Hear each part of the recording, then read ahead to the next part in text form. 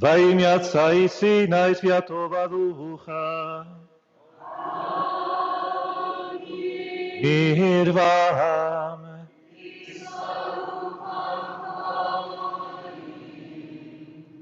Именно этими словами мир вам. Христос воскресе, приветствовали своих учеников. Мы еще празднуем Пасху. И как празднуем Пасху в этом году? Мы сегодня знаем, почему собираемся не по расписанию, а вечных мест тут, в нашем храме. Есть особый момент для всех нас. Христос приходит к нам, чтобы мы праздновали Пасху все вместе. со всеми священниками, которые смогли приехать, с нашей епархией, с гостями, которые приехали из Казахстана и из-за рубежа, специально для этой мессы. Приветствую тоже всех наших прихожан, которые приехали из разных точек нашей епархии, из других тоже, видишь, что приехали из других тоже епархий, особенно приветствую мам наших диаконов, которые некоторые издалеко приехали специально, другие тут недалеко, немножко подъехали. Мы все вместе, как большая, огромная семья. Торжественно будем праздновать сегодняшний день и будем просить, чтобы благодать, которую Господь хочет излить не только над нашими до сих пор диаконами, но над каждым из нас и над всей нашей епархией и для всего Казахстана. Потому что призвание одного священника – это не только дар для нас, это для нашей страны и для всей церкви, как вы можете понимать.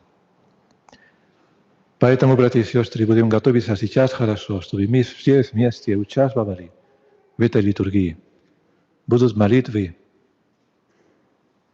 но вы тоже должны сопровождать этот момент.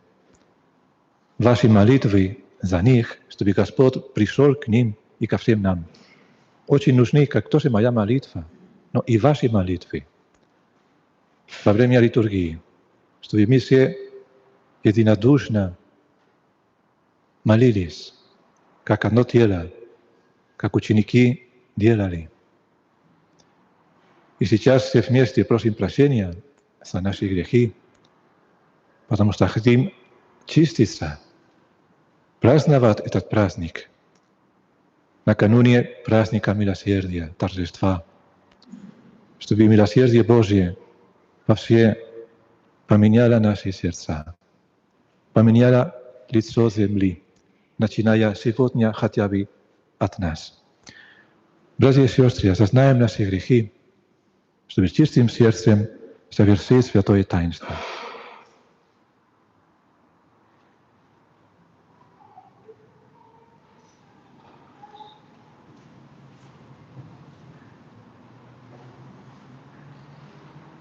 Исповедую Богу Всемогущему, вам, братья и сестры, всегда много оставить, молитву слова веры и не согласия.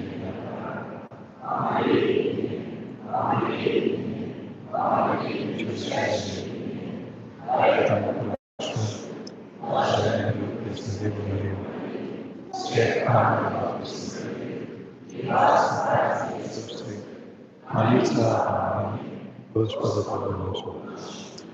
Да помилует нас всемогущий Бог и простит грехи наши, и да приведет нас к жизни вечной.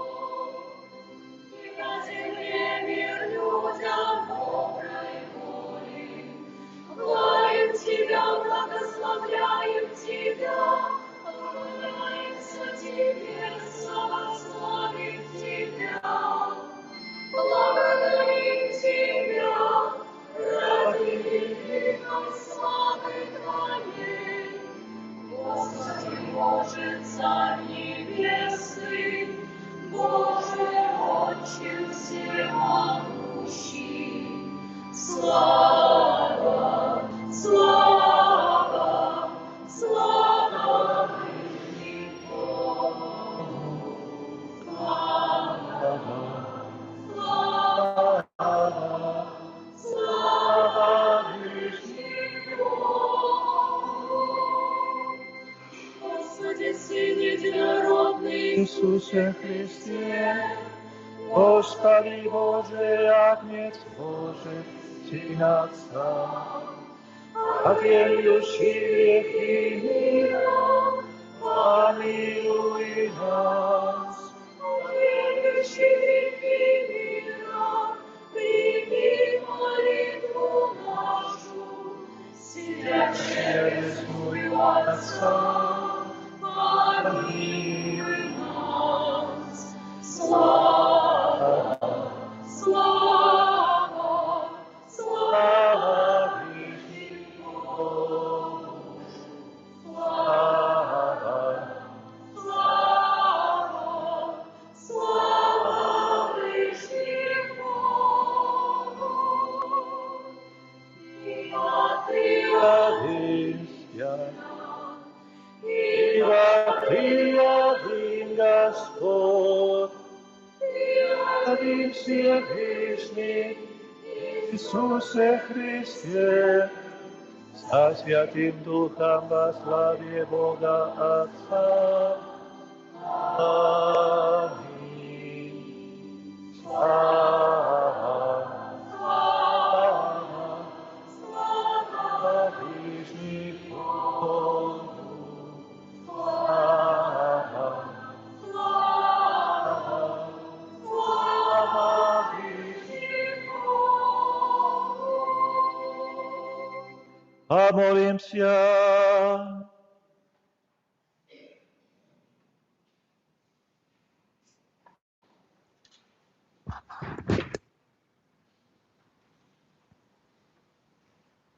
Боже, вечного милосердия, празднованием Пасхи Ты оживляешь веру посвященного Тебе народа. Умножь в нас дарованную благодать, чтобы мы глубже осознавали величие крещения, которым мы очистились, Духа, которым мы возродились, и крови, которой мы искуплены, через Господа нашего Иисуса Христа, Твоего Сына, который с Тобою живет и царствует в единстве Святого Духа, Бог во веки веков.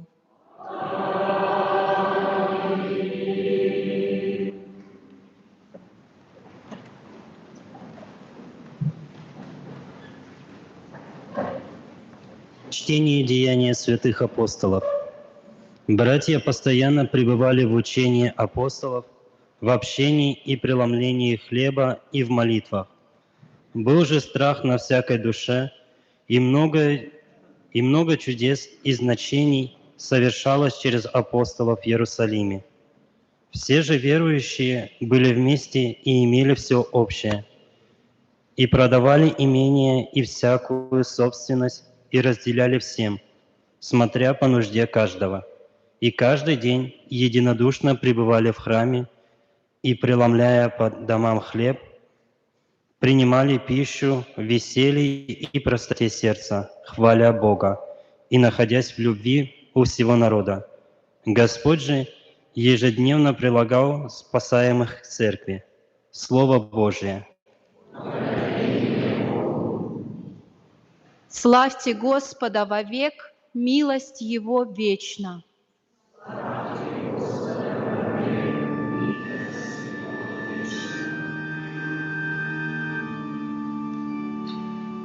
Славьте Господа вовек, милость Его вечна. Славьте Господа вовек, милость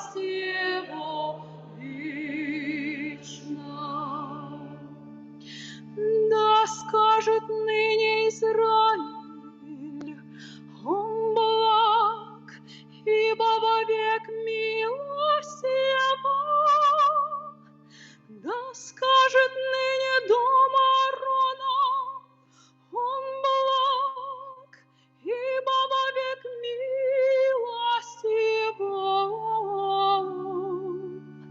Да скажут ныне боящиеся Господа, он благ, ибо вовек милость Его. Славьте Господа вовек, милость Его вечна. Сильно толкнули меня, чтобы я упал, но Господь поддержал меня. Господь — сила моя и песнь, Он соделался моим спасением. Глас радости и спасения в жилищах праведников.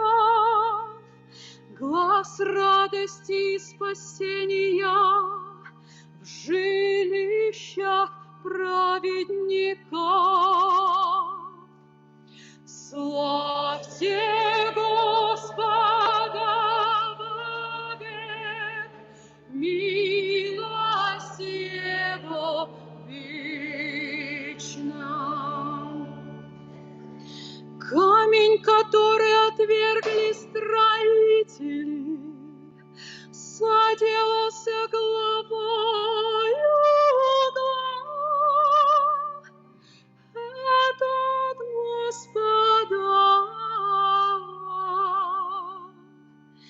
и есть дивно в очах наших.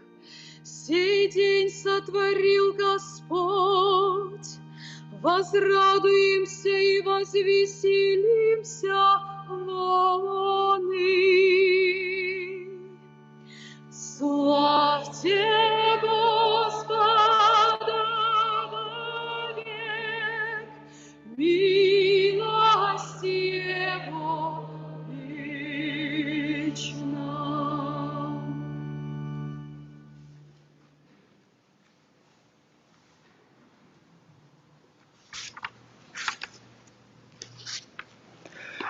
Чтение из первого послания святого апостола Петра. Благословен Бог и Отец Господа нашего Иисуса Христа. Благословен Бог и Отец Господа нашего Иисуса Христа, по великой Своей милости, возродивший нас воскресением Иисуса Христа из мертвых к упованию живому, к наследству нетленному, чистому, неувидаемому, хранящемуся на небесах для вас, силою Божией через веру соблюдаемых ко спасению, готовому открыться в последнее время. А сем радуйтесь, поскорбев теперь немного, если нужно, от различных искушений, дабы испытанная вера ваша оказалась драгоценнее гибнущего, хотя и огнем испытываемого золота, к похвале и чести и славе в явлении Иисуса Христа, которого, не видев, любите, и которого доселе не видя, но веруя в Него, радуйтесь радостью неизреченною и преславною, достигая, наконец, верою вашею спасения душ. Слово Божие.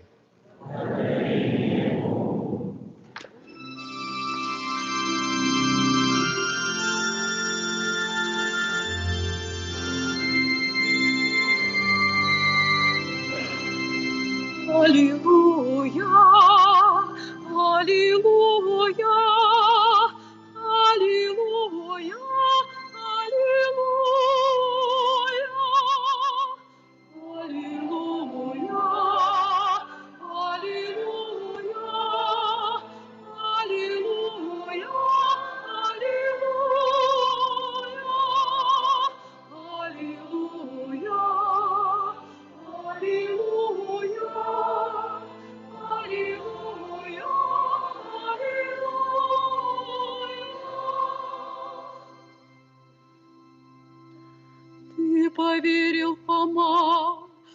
потому что увидел меня, говорит Господь. Блаженны не видевшие и уверовавшие.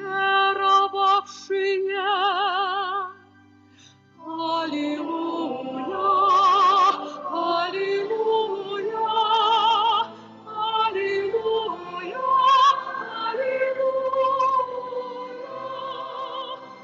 Аллилуйя, аллилуйя, аллилуйя, аллилуйя. Господь с вами.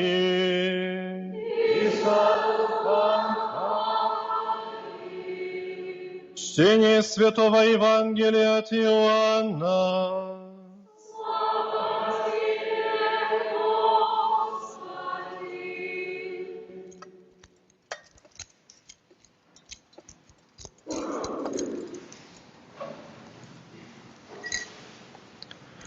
В тот первый день недели вечером, когда двери дома, где собирались ученики Иисуса, были заперты из опасения от иудеев, пришел Иисус и стал посреди них и говорит им: «Мир вам!» Сказав это, Он показал им руки и ноги и ребра свои. Ученики обрадовались, увидев Господа. Иисус же сказал им вторично: «Мир вам! Как послал Меня Отец, так и Я посылаю вас». Сказав это, дунул и говорит им: «Примите Духа Святого. Кому простите грехи, тому простятся. На ком оставите, на том останутся». Фома же, один из 12, называемый Близнец, не был тут с ними, когда приходил Иисус. Другие ученики сказали Ему: «Мы видели Господа». Но Он сказал им: «Если не увижу на руках Его ран от гвоздей, и не вложу перста моего в раны от гвоздей, и не вложу руки мои в ребра Его, не поверю». После 8 дней опять были в доме ученики Его, и Фома с ними. Пришел Иисус, когда двери были заперты, встал посреди них и сказал: «Мир вам!» Потом говорит Фоме: «Подай перст твой сюда и посмотри руки мои. Подай руку твою и вложи в ребра мои. И не будь неверующим, но верующим». Фома сказал ему в ответ: «Господь мой и Бог мой». Иисус говорит ему: «Ты поверил, потому что увидел Меня. Блаженны не видевшие и уверовавшие». Много сотворил Иисус пред учениками Своими и других чудес, о которых не написано в книге сей. Сие же написано, дабы вы уверовали, что Иисус есть Христос, Сын Божий, и, веруя, имели жизнь во имя Его. Слово Господне! Слава Тебе!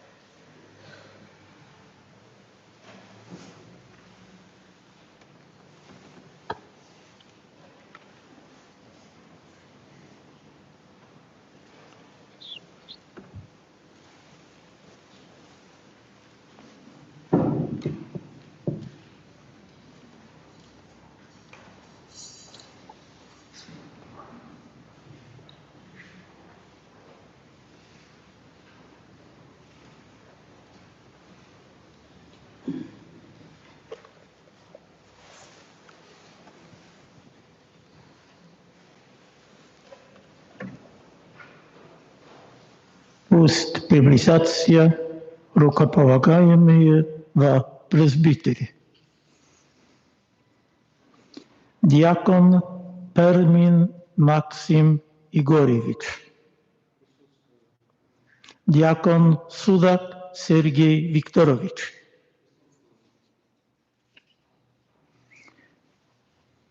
Досточливый Отче, Святая Матерь, Церковь, просит, чтобы Ты рукоположил этих наших братьев в сан пресбитера. Знаешь ли ты, что они достойны этого? По мнению христианского народа и по совету ответственных за их подготовку, свидетельствую, что они были признаны достойными. С помощью Господа Бога и Спасителя нашего Иисуса Христа мы избираем этих наших братьев для принятия сана пресвитера. Благодарение Богу.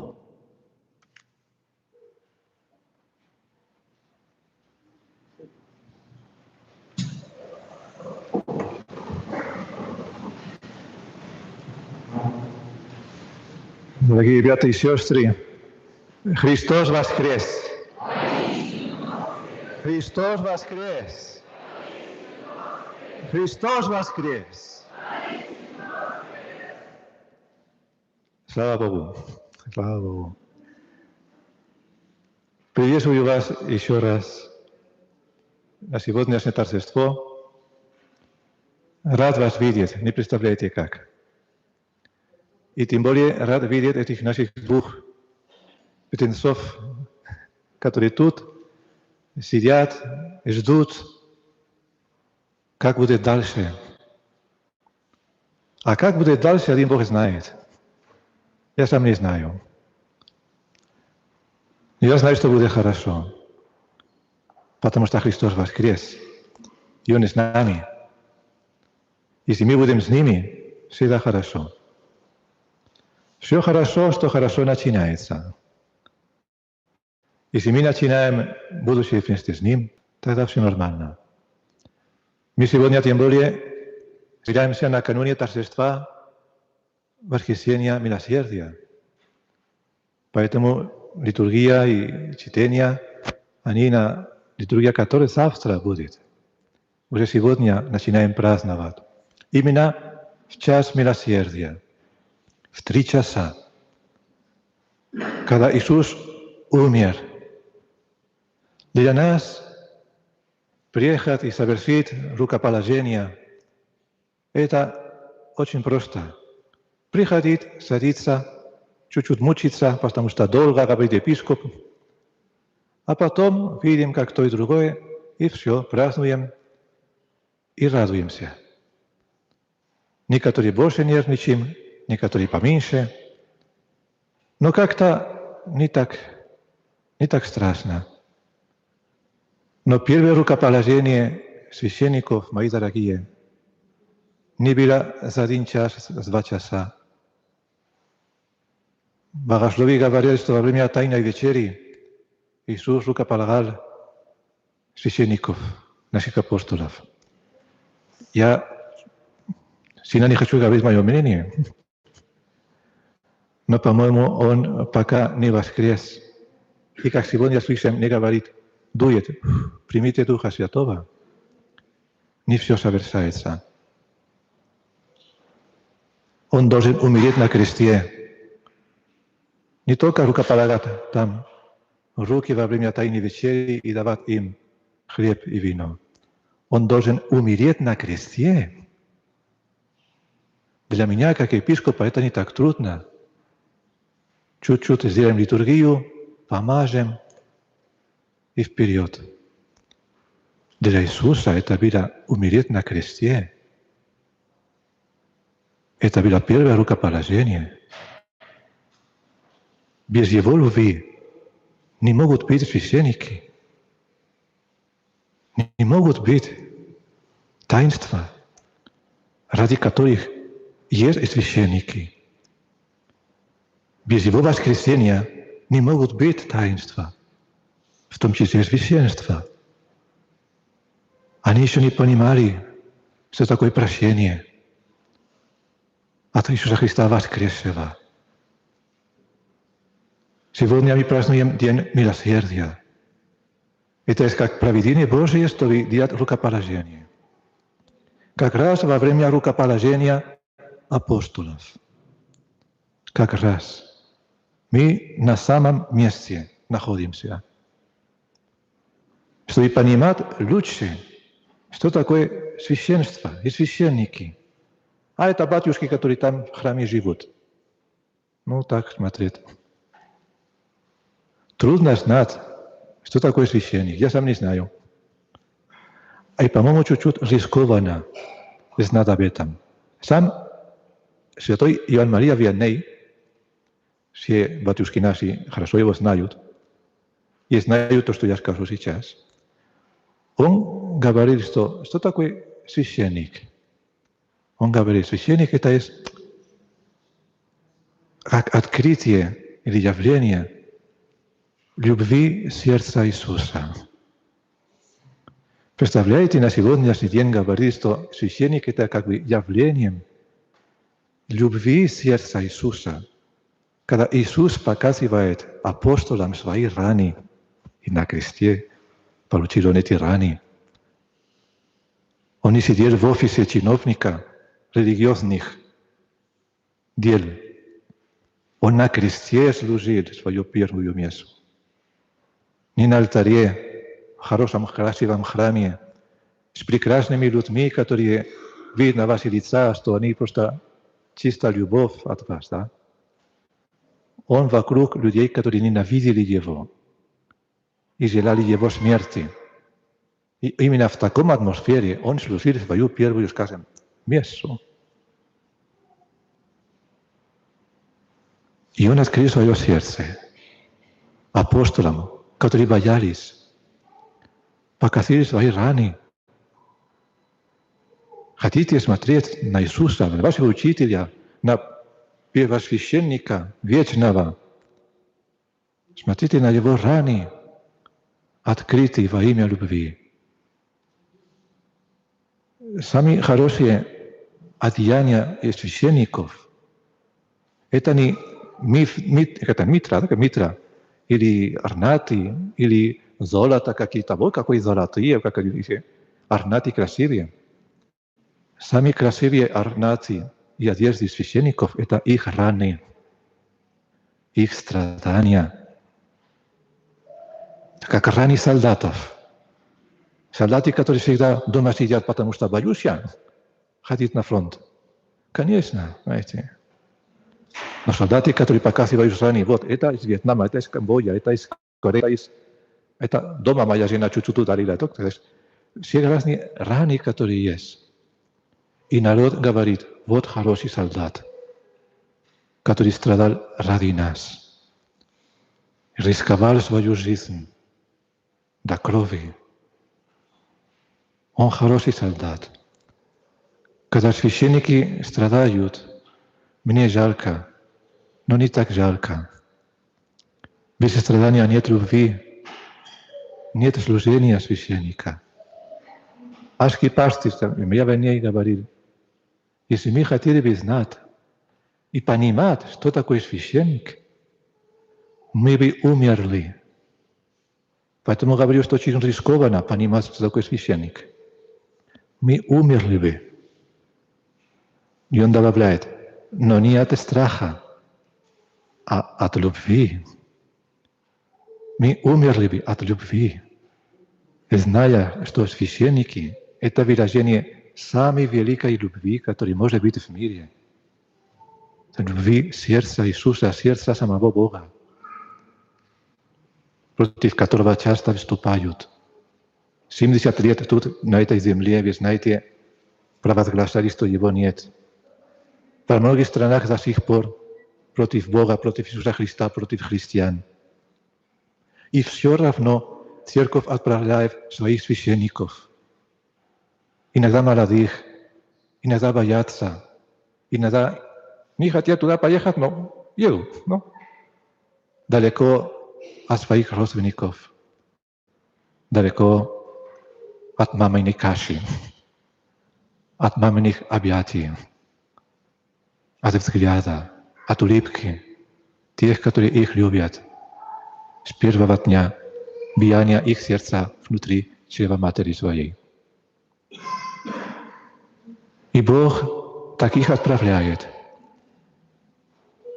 Священник — это есть выражение любви сердца Бога к нам.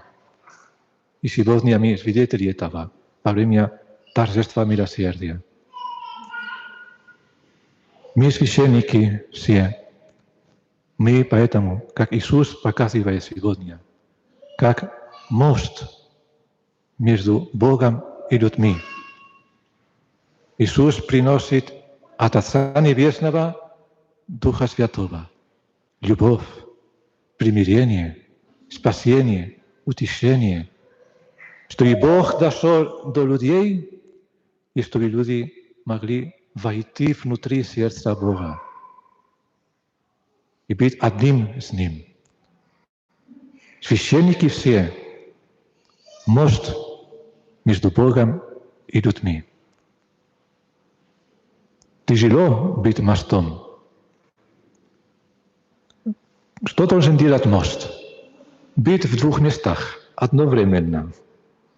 И полностью, и там, полностью присоединен к Богу и полностью присоединен к людям.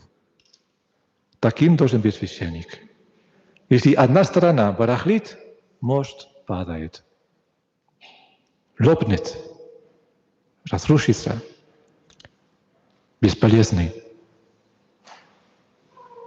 Он должен быть полностью присоединен и укреплен корнями у сердца Иисуса, в любви к Богу, полностью, больше всех.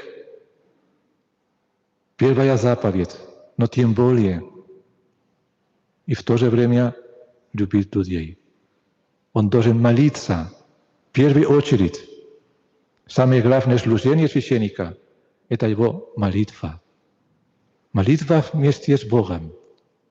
Молитва, чтобы понимать, что хочет Бог Отец. Адорация. Часами, посвящая больше времени для молитвы, когда, может быть, я больше занят должен быть для людей. И в то же время понимать страдания людей. Быть рядом с ними, общаться с ними.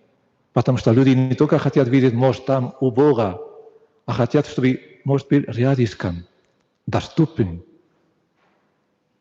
И такой доступен мост, что постоянно, как вы понимаете, люди наступают над ним. Не мост над людьми, а люди над мостом.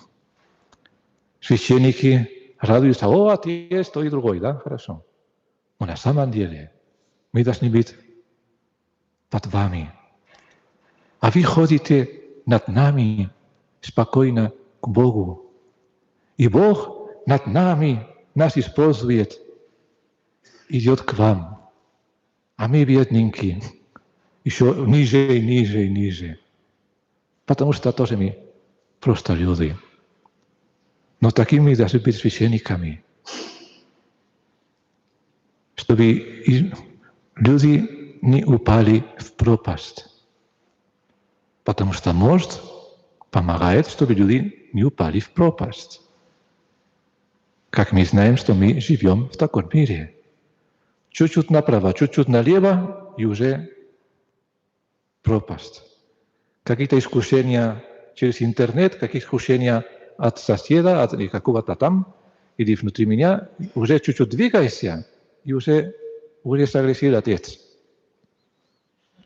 Не трудно сбиться с пути, но мост должен охранять людей, уча учение апостолов, как мы слушали в первом чтении. Все собрались единодушно, чтобы их слушать.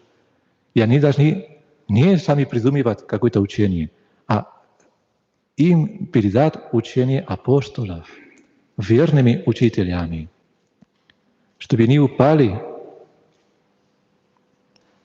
и чтобы под ними прошла вода и благодать.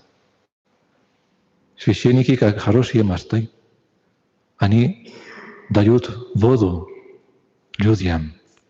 Вода идет туда, где люди живут. Все через них, через служение священников. Вода благодати через крещение, через таинство примирения и исповеди.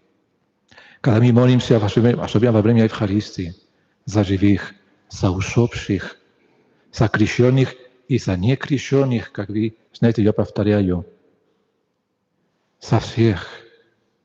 Это священники Иисуса Христа, настоящие. И вода идет по всему миру, пока есть хороший мост, который держит надежду этому миру. Потому что есть пробки, которые хотят закрыть, а священники дают еще воду. Нелегко быть мостом. Это очень приятно и полезно для всех вас. Они сегодня подключаются уже к сану священников. Они должны иметь сердце Иисуса Христа священника, как у всех святых священников. Архипастырь, Святой Мария Ваней, говорил, что Иисус, что священник, это есть выражение любви сердца Иисуса. А когда Иоанн Павел II, у него спросили, когда ему говорили про этого святого, покровителя священников, и сказали: «Святой Отец, а вы какую добродетель больше вам нравится от этого святого, покровителя всех священников?» Как будто на что вы должны обратить внимание, потому что такой святой священник, он мало кушал, только картошку и то на неделю один. Он мало пил, то есть много работал, это тоже жертва. На исповедь часами каждый день. Много что он сделал. Умерщвление плоти, катехезис, социальные служения. Что вы больше всего оцениваете у этого священника? А Иоанн Павел II, умный, преумный, как вы знаете, говорил: знаете, больше всего я восхищаюсь его терпением. Его терпением. Не его молитвою, не то, что он чудеса сотворил, тоже он сделал чудеса, правда? Но его терпением, особенно, извиняюсь, с людьми. Он каждый день 11 часов, 16 часов на исповедь принимает. Он несколько раз хотел уходить со своего поселка, как вы знаете. Хотел уходить, чтобы идти в монастырь куда-то. И все, хватит. И обратно пришел. Его терпением. Терпение с людьми, терпение со своими собратьями. Терпение у священника. Как Иисус на кресте. Приходит сегодня, мы видим, а люди, ученики пугаются. Ой, Фомы нету. Потом приходит Фома: а я не верю, если я не прикасаюсь. Вот это и есть настоящий, да? Давай еще раз приду ради Него. Терпение нашего Учителя и Спасителя. 1 раз, 2, 30 раз, 300 раз. Терпение Бога с каждым из нас. Это Его милосердие. Сегодня они подключаются к этому, к обществу священников, к этим, которые здесь, и ко всем, чтобы быть вместе с нами. Братство священническое принимает их. Я рад, когда вы молитесь за наших священников. Я очень рад. За нас всех. Немножко эти дни размышлял над этим. Я извиняюсь, что я даю одно сравнение, которое не очень богословское, может быть. Я такой. Но смотрю на вас, на нас, а я только вижу сказку Белоснежки, где она красивая принцесса, церковь. Убежает, потому что хотят ее убить. Есть искушение, есть дьявол. И она ищет защиту. И заходит в лес. А в лес находит один домик, где живут гномики. Маленькие гномы. Вот они, какие они хорошие. Даже прям как они. Гномики. Они, эти гномы, помните сказку Уолт Дисней, да? Их имена описывают их характер. Кто чихает постоянно, кто постоянно сонный, кто горлый, думает, что он, потому что в очках, он все знает. Он только говорит. Кто грубый, кто ленивый, думаешь, а других нет? Не обижайтесь, потому что я один из вас. Я как глава этой команды гномов. Да? Я смотрю, да. Но они, эти гномы, несмотря на их слабости, они команда, понимаете? Они принимают ее к себе домой. И она живет с ними. Они за нее ухаживают. Все делают, охраняют ее, потому что опасно все-таки. И она тоже ухаживает за ними. Уборку делает, кушать варит. Наконец-то в доме гномов чисто, уютно и вкусно. Приятное общение между народом Божьим, красивым, и священниками. Но оказывается потом сильное искушение. Она укусила яблоко и умерла. Гномы, они сами по себе ничего не могут.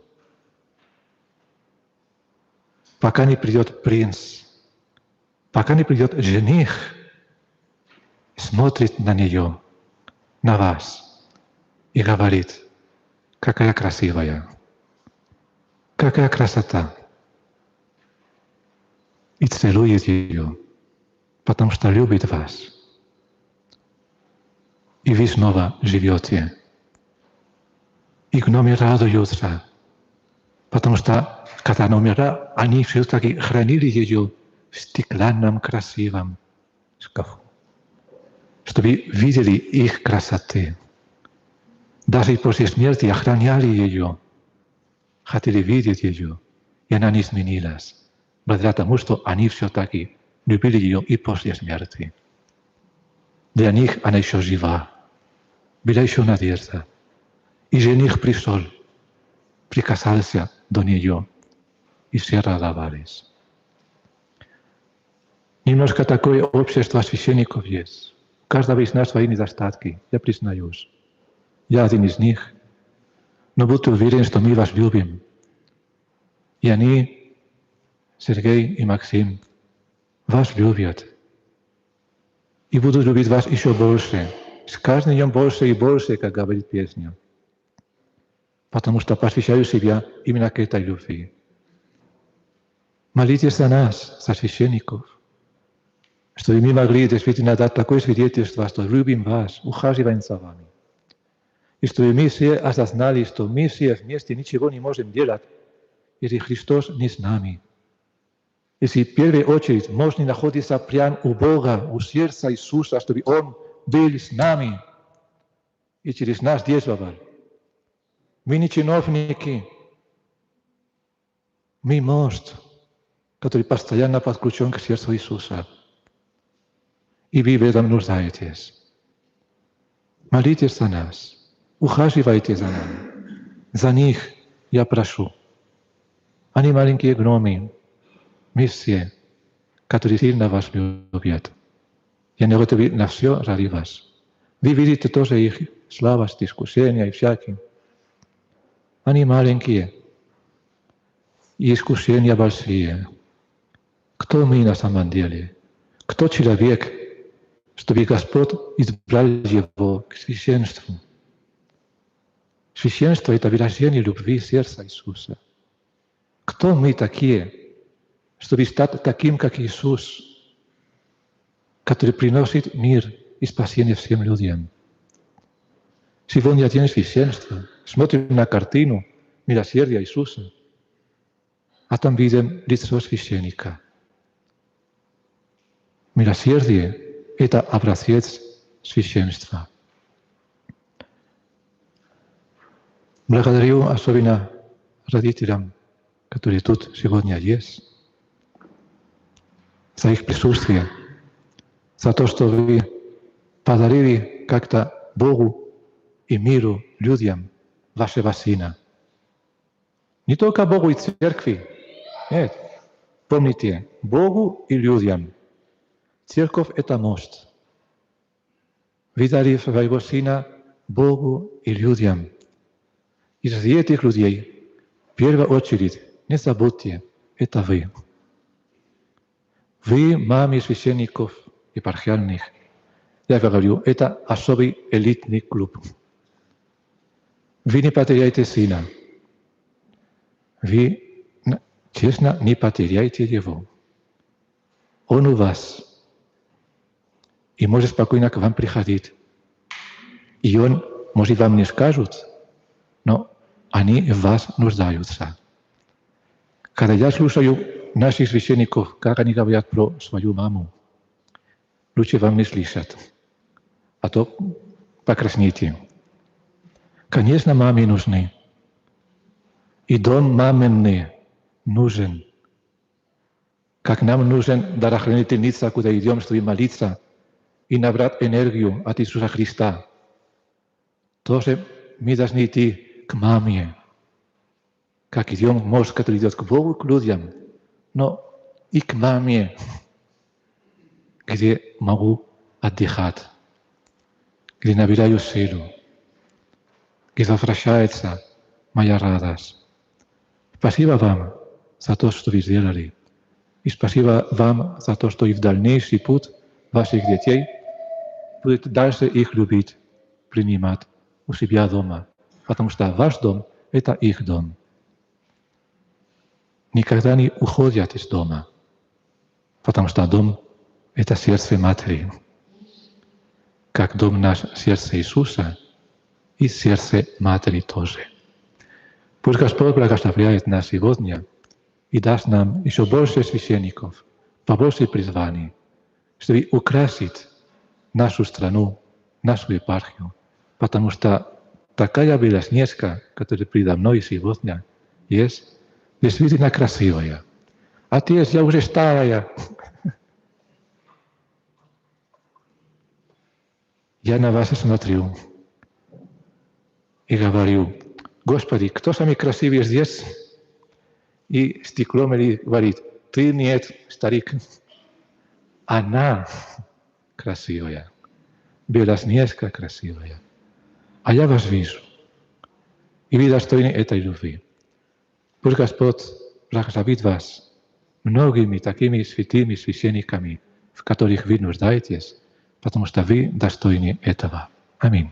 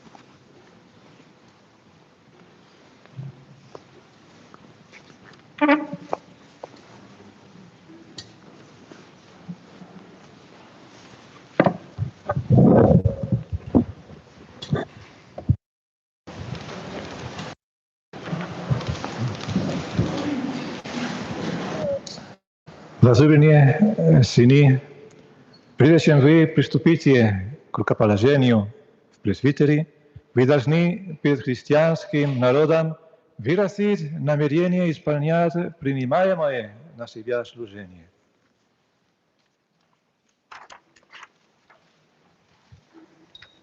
Желаете ли вы неустанно исполнять священническое служение в степени пресвитера, как надежные сотрудники епископов в окормлении Господней паствы под водительством Святого Духа? Желаете ли достойно и мудро исполнять служение Слова в проповеди Евангелия и объяснении католической веры? Желаете ли вы благочестиво и верно совершать Христовы тайны во хвалу Божию и для освящения народа христианского согласно преданию Церкви, особенно в евхаристической жертве и таинстве примирения? Желаете ли вы вместе с нами просить о милосердии Божьем к народу, вам веренному, неустанно исполняя порученные молитвы? И желаете ли вы день ото дня теснее соединиться со Христом Первосвященником, который за нас принес себя в жертву чистую Отцу, и с Ним посвятить себя самих Богу ради спасения людей?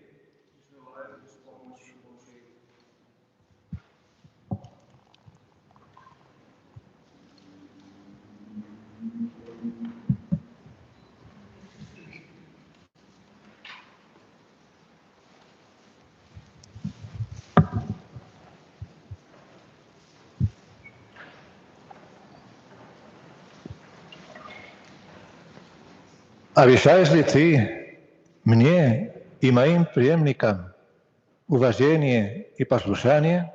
Обещаю. Бог, начавший в тебе благое дело, сам да совершит его.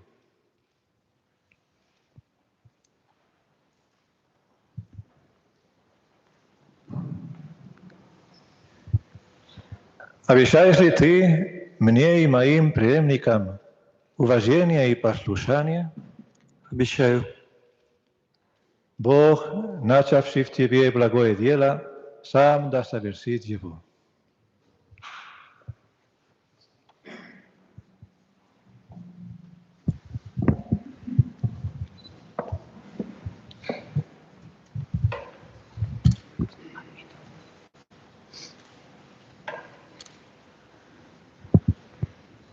Помолимся, возлюбленные, Богу Отцу Всемогущему, чтобы Он умножил небесные дары в этих своих служителях, которых Он избрал на пресвитерское служение.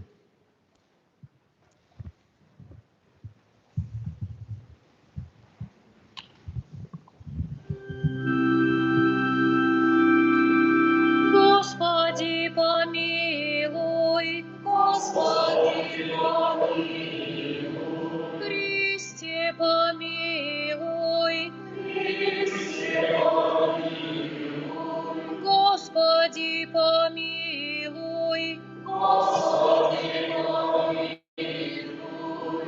Святая Мария, Матерь Божия, молись о нас. Святой Михаил, молись о нас. Святые ангелы Божии, молитесь о нас. Святой Иоанн Креститель, молись о нас. Святой Иосиф, молись о нас. Святый Петр и Павел, молитесь о нас. Святой Андрей, молись о нас. Святой Иоанн, молись о нас. Святая Мария Магдалина, молись о нас. Святой Стефан, молись о нас.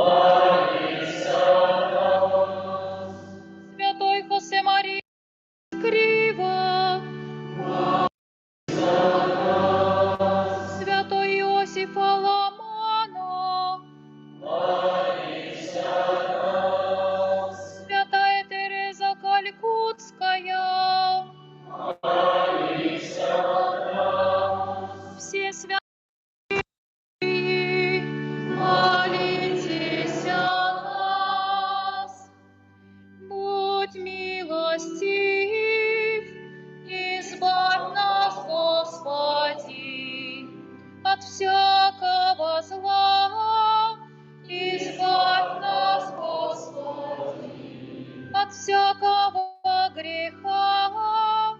Избавь нас, Господи, от вечной смерти. Избавь нас, Господи, ради воплощения Твоего. Избавь нас, Господи, ради смерти и воскресения Твоего. Избавь нас, Господи, ради излияния Духа Святого. Избавь нас, Господи. Мы, грешники, молим Тебя, услышь нас. Святую Церковь Твою храни и окормляй. Молим Тебя, услышь нас. Отца Святейшего и весь чин церковный в истинном служении сохрани. Молим Тебя, услышь нас. Этих избранных благослови. Молим Тебя, услышь нас. Этих избранных благослови и освяти. Молим Тебя, услышь нас. Этих избранных благослови и освяти, посвяти. Молим Тебя, услышь нас. Всем народам мир и истинное согласие даруй. Молим Тебя, услышь нас. Всем людям во всех превратностях милосердие свое даруй. Молим Тебя, услышь нас. Нас самих во святом служении Твоем укрепи и сохрани. Молим Тебя, услышь нас.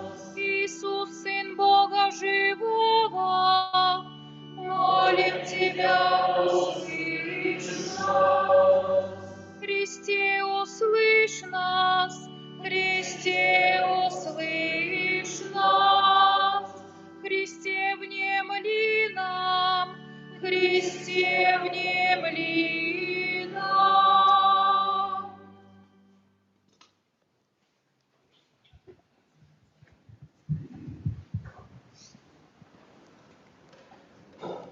Господи Боже наш, просим Тебя, услышь нас, и излей на этих слуг Твоих благословение Святого Духа и силу благодати священства, и тех, кого мы представляем пред Твой милостивый взор для посвящения, наполняй всегда изобилием даров Твоих через Христа Господа нашего.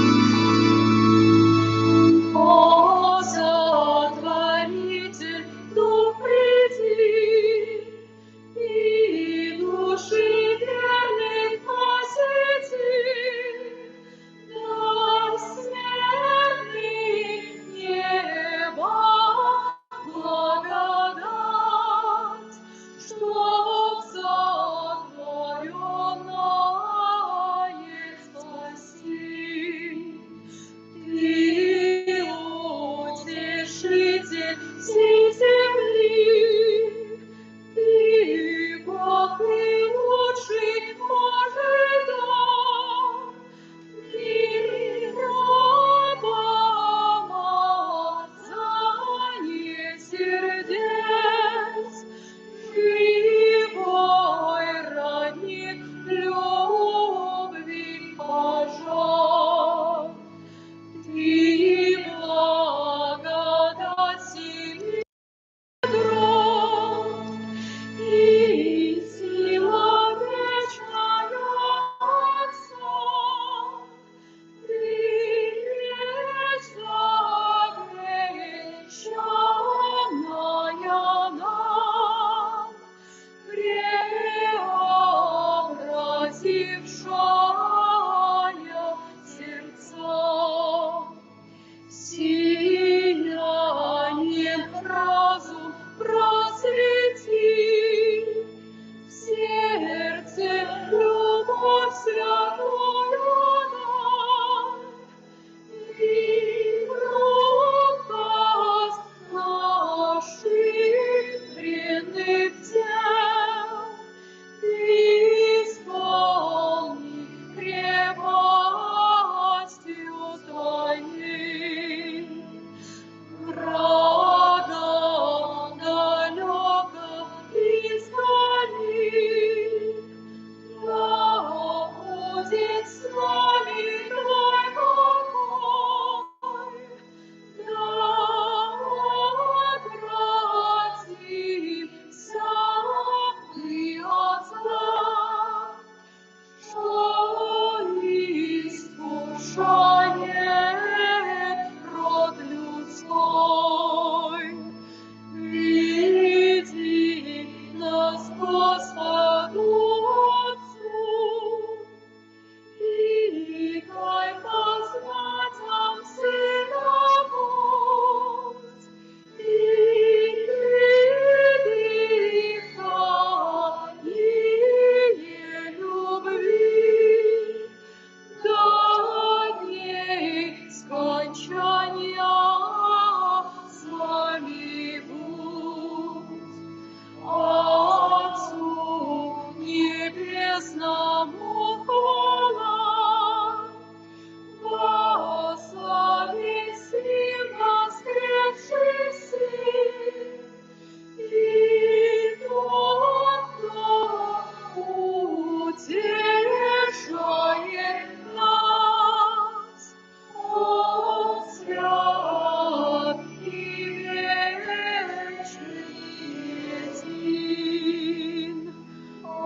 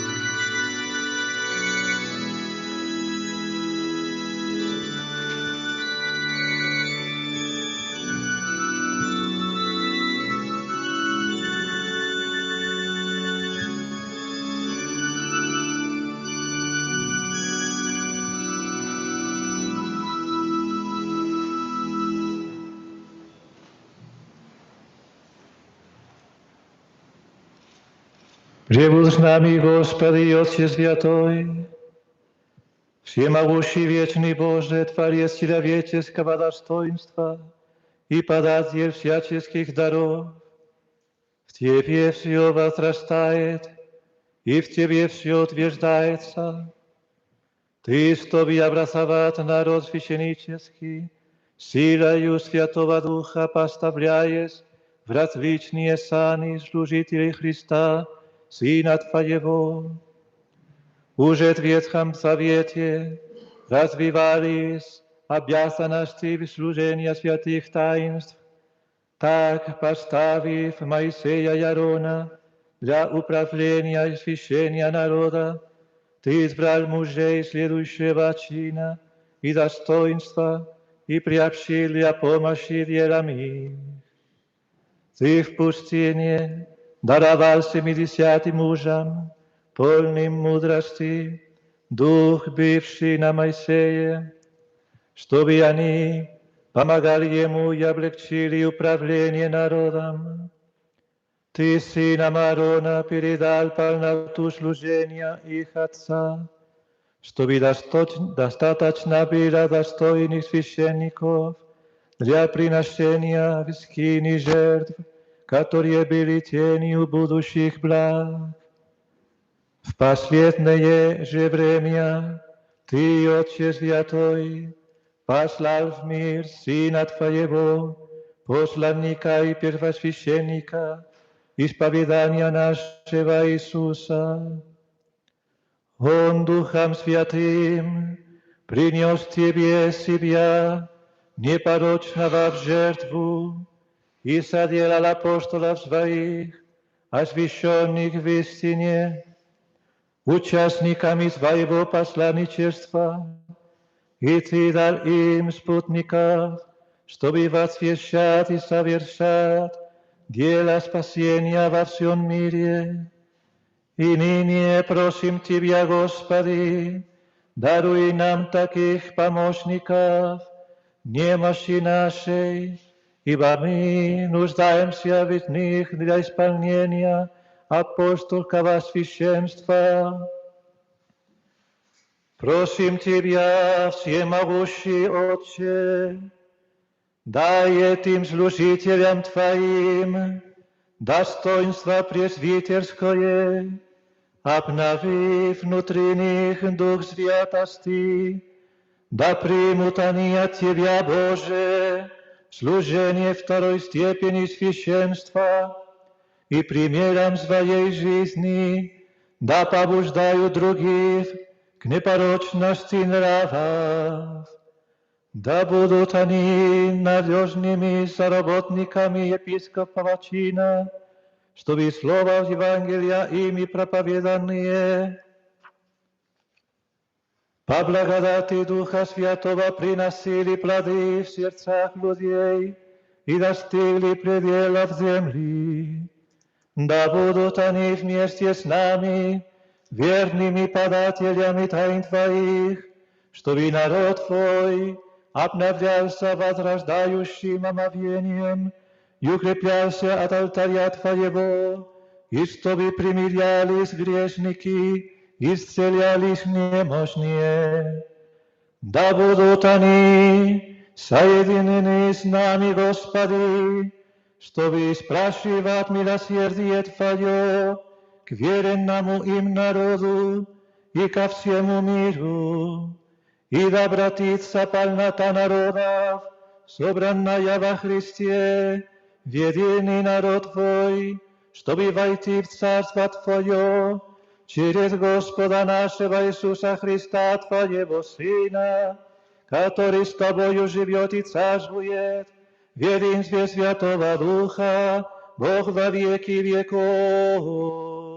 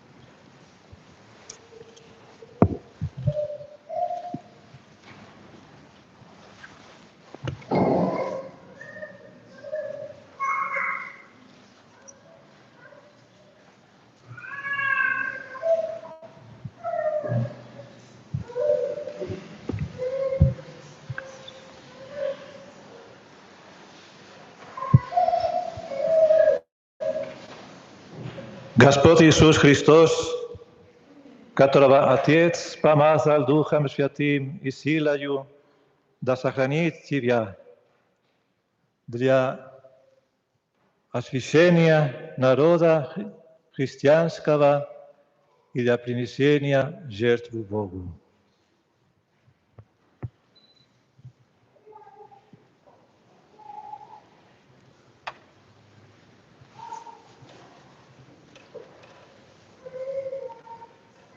Господь Иисус Христос, которого Отец помазал Духом Святым и силою, да сохранит тебя для освящения народа христианского и для приношения жертвы Богу.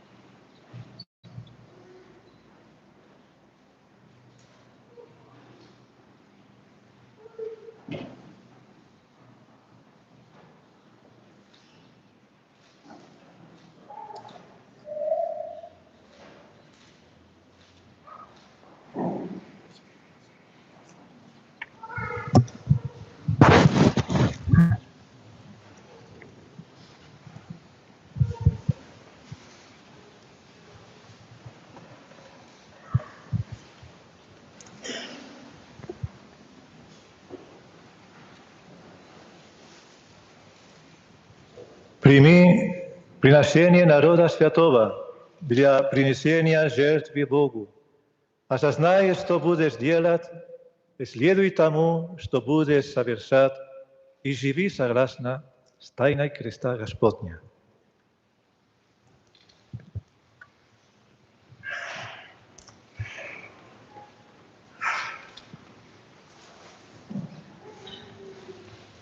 Прими приношение народа святого для принесения жертвы Богу.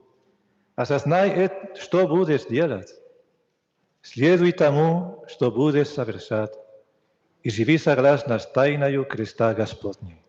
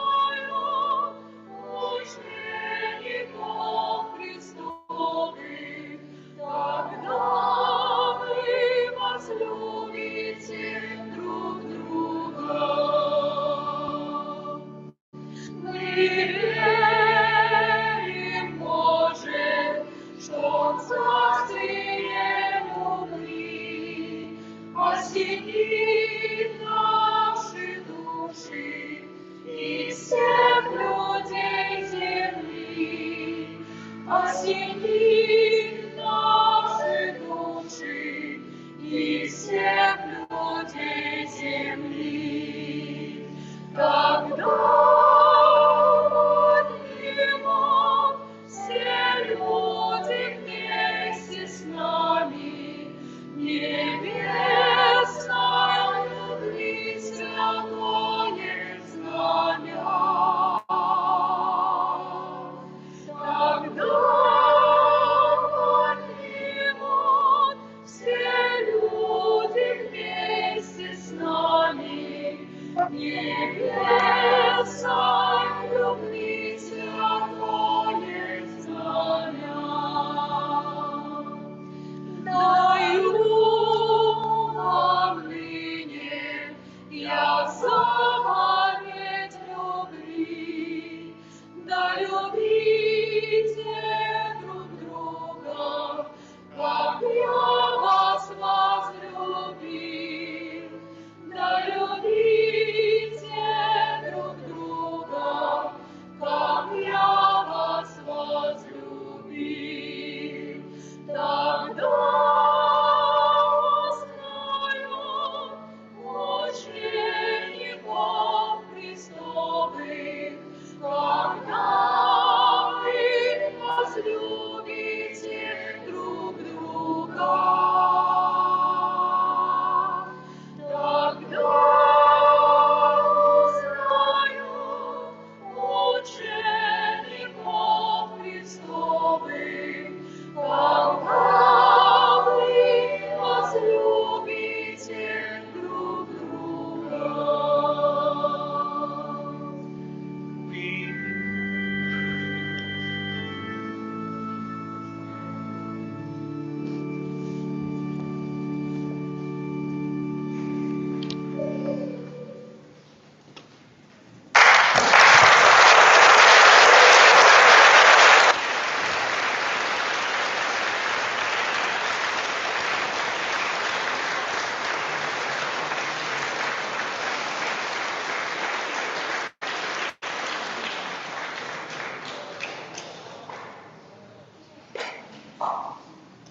Они забыли, что их место здесь. Тогда с радостью исповедуем нашу веру.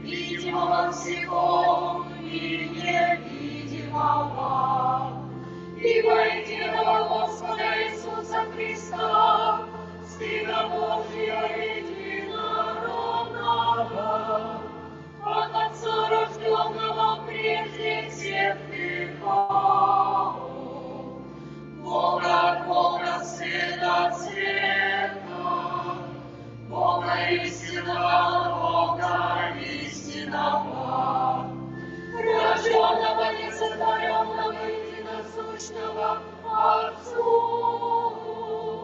через которого все сотворено,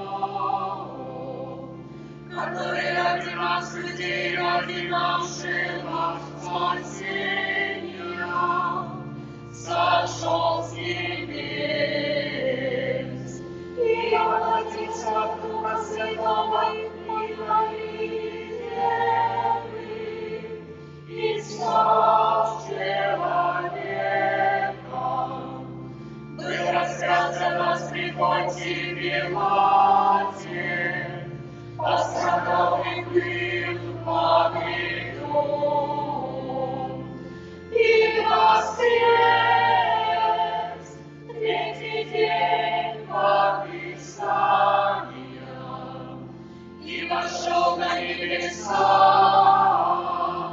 сидит одесную Отца, и вновь придет со славой судить живых и мертвых,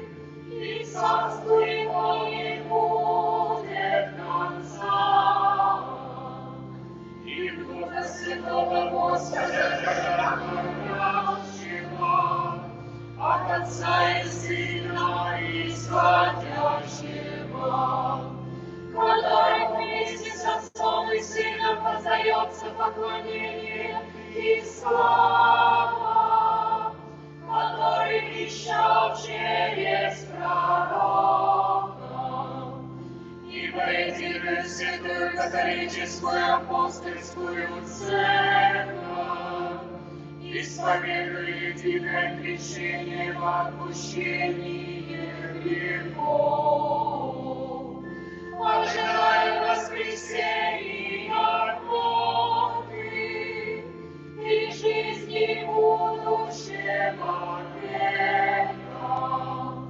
Аминь.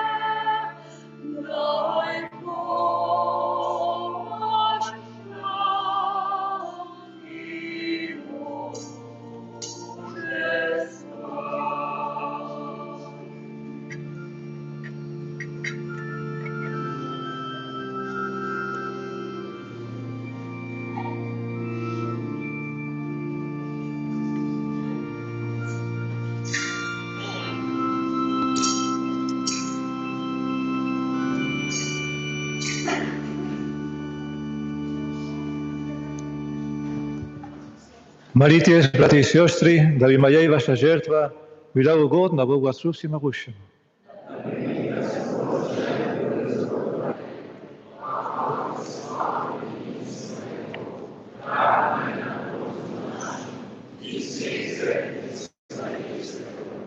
Прими, Господи, приношение народа Твоего, и пусть все обновленные исповеданием имени Твоего и крещением достигнут вечного блаженства через Христа Господа нашего.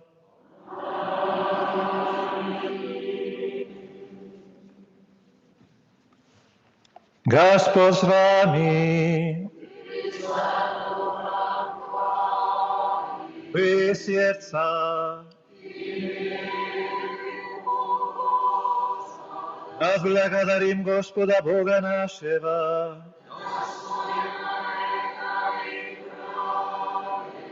Воистину достойно и праведно, должно и спасительно Тебя, Господи, исповедовать во все времена, но особенно восхвалять Тебя в этот день, когда согранца наш Христос, Пасха наша.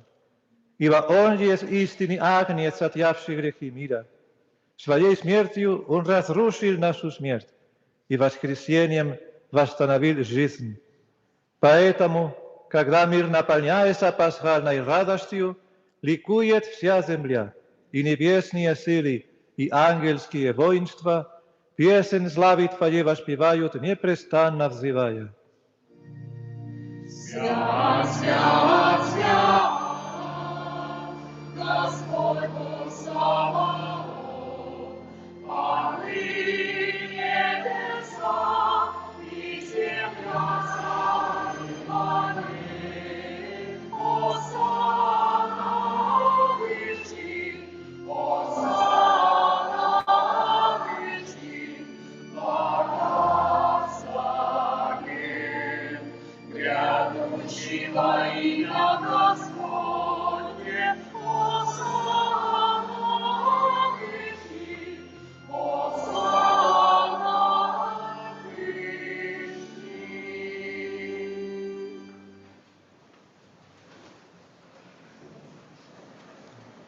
Воистину, святый Господи, и справедливо хвалит Тебя все Тобою созданное творение.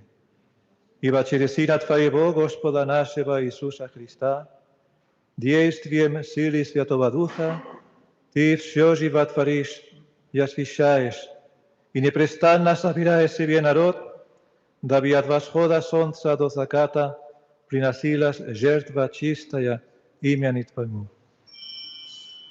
Поэтому смиренно молим Тебя, Господи, благоволи освяти тем же Духом эти дары, нами Тебе принесенные для освящения, чтобы они стали телом и кровью Сына Твоего, Господа нашего Иисуса Христа. По Его повелению мы совершаем эти тайны, ибо Он сам в ту ночь, когда был предан, взял хлеб и Тебе, вознося благодарение, благословил, преломил и подал ученикам Своим, говоря: «Примите и вкусите от Него все, ибо это есть тело Мое, которое за вас будет предано».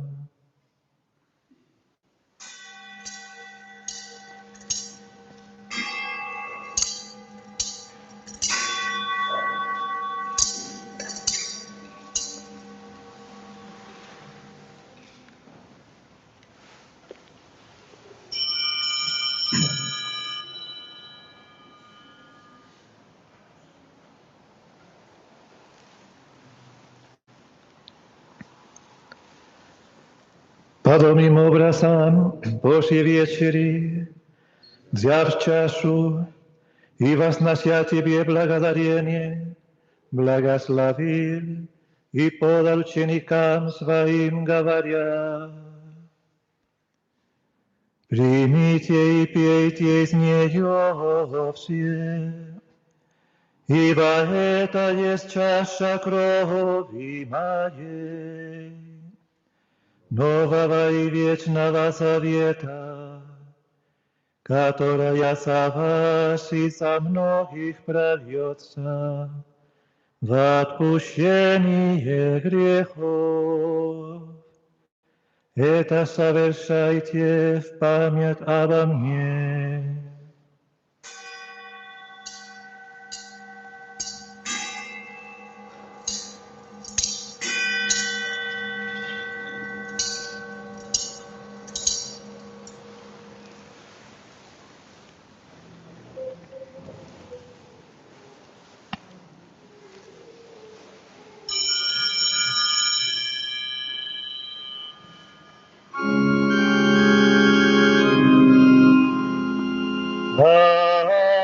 Тайна веры.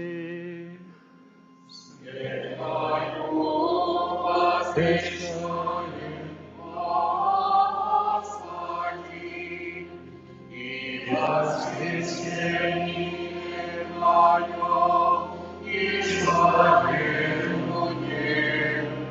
которое Ты придешь.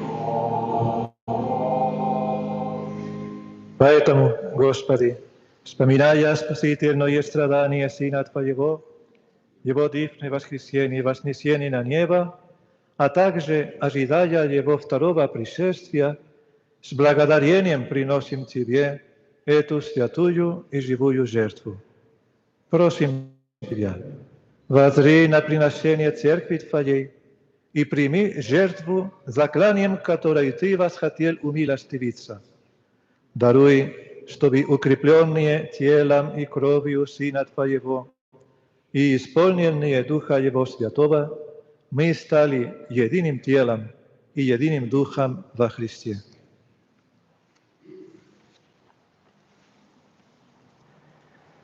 Да соделает Он нас вечным даром Тебе, чтобы обрести нам наследие с избранными Твоими, прежде всего с блаженнейшей Богородицей Девой Марией, с блаженным Иосифом ее обручником, с блаженными апостолами Твоими и славными мучениками, и всеми святыми, ходатайством которых мы уповаем на Твою непрестанную помощь.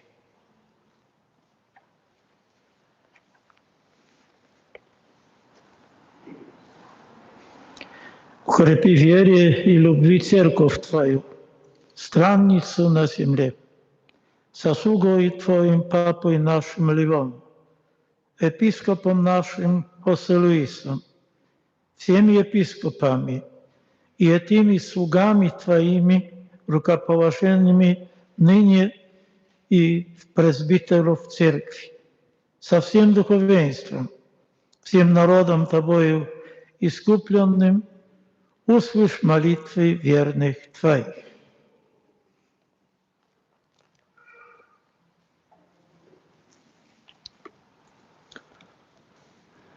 Благосклонно услышь молитвы этой семьи, по воле Твоей здесь собравшейся пред Тобою. Милосердно собери к себе милостивые очи всех чад Твоих, рассеянных повсюду. Усопших братьев и сестер наших и всех Тебе угодивших, ушедших из этого мира, допусти милостиво в Царство Твое, где и мы надеемся быть, чтобы с ними вечно насыщаться славой Твоей, через Христа Господа нашего, через которого Ты подаешь миру все блага.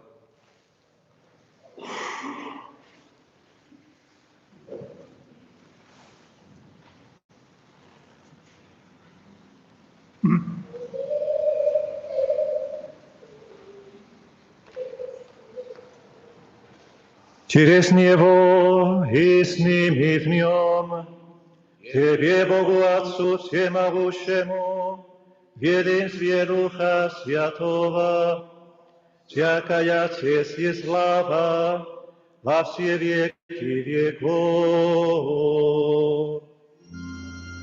Аминь. Аминь.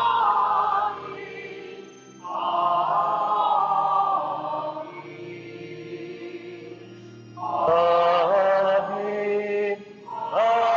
Аминь.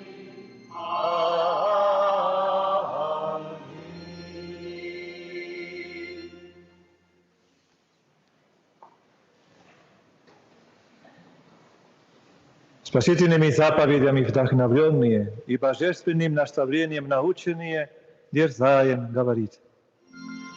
Отче наш, Сущий на небесах, да святится имя Твое, да придет царствие Твое, да будет воля Твоя, как на небе, так и на земле. Наш насущный, дай нам на сей день, и прости нам долги наши, как и мы прощаем должникам нашим. И не веди нас в искушение, но избавь нас от лукавого. Избавь нас, просим Тебя, Господи, от всякого зла. Даруй милостиво мир в дни наши, дабы, укрепленные силою милосердия Твоего, мы были всегда свободны от греха и ограждены от всякого смятения, ожидая блаженного упования и пришествия Спасителя нашего Иисуса Христа. ибо Твое есть царство и сила, и слава вовеки. Господи Иисусе Христе, Ты сказал апостолам Своим: мир оставляю вам, мир мой даю вам. Не взирай на грехи наши, но на веру Церкви Твоей, и по воле Твоей благоволи умирить и объединить ее.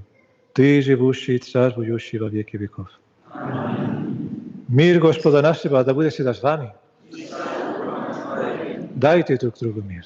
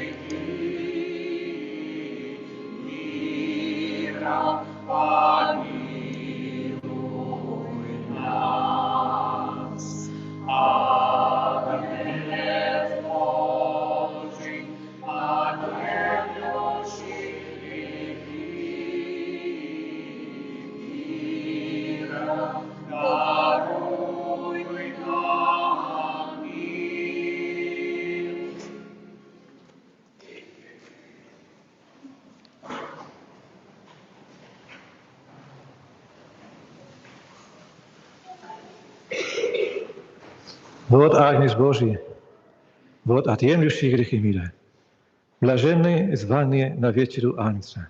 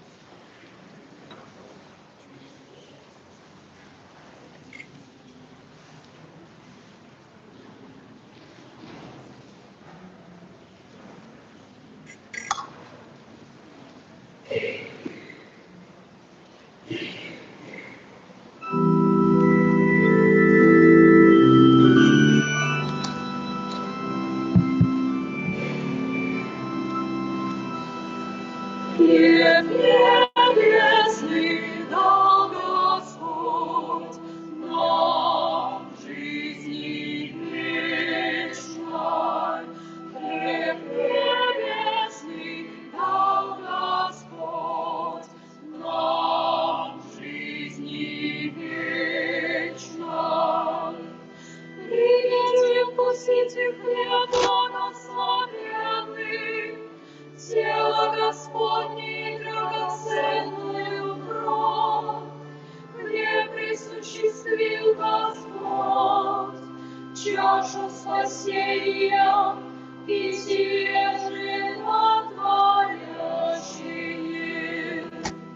Хлеб небесный дал Господь нам жизни вечной. Хлеб небесный дал Господь нам жизни вечной. Приняв святой хлеб, прославил Бога, творящего дела великие по всей земле.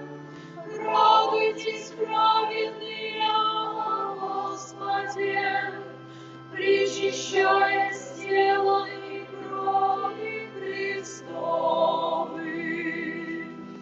Хлеб небесный дал Господь нам жизни вечной. Хлеб небесный дал Господь нам жизни вечной. Ныне мы вкушаем хлеб ангела, ныне созерцаем Господа нашего Иисуса Христа, ныне восхваляем уголь горящий на жертвеннике, пред которым моются равнины. Хлеб небесный дал Господь нам жизни вечной. Хлеб небесный дал Господь нам жизни вечной. Ныне слышим великий и прекрасный голос. Это тело испепелит тернии его и осветит души людей, принимающих божественную пищу. Хлеб небесный дал Господь нам жизни вечной. Хлеб небесный дал Господь нам жизни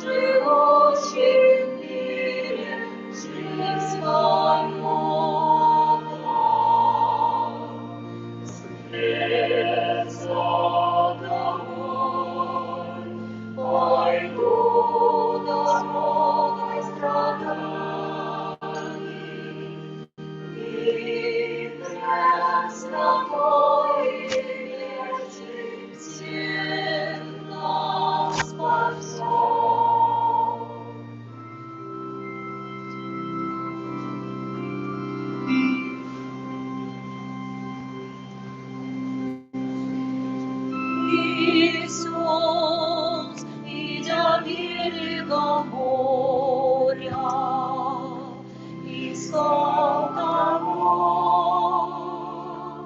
кто пойдет с ним вместе, и сердца словом Божьей правды. Боже, Ты заметил меня, Спаситель произнес мое имя. Я оставил свою лодку моря, с тобою вместе новый начал я вот, я беда пред тобою, мое богатство, готовых с тобой трудиться и с чистым сердцем. О Боже, Ты заметил меня,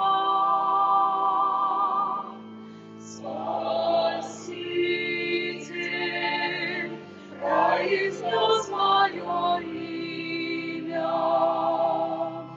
Я оставил свою лодку у моря, с тобою вместе новый начал я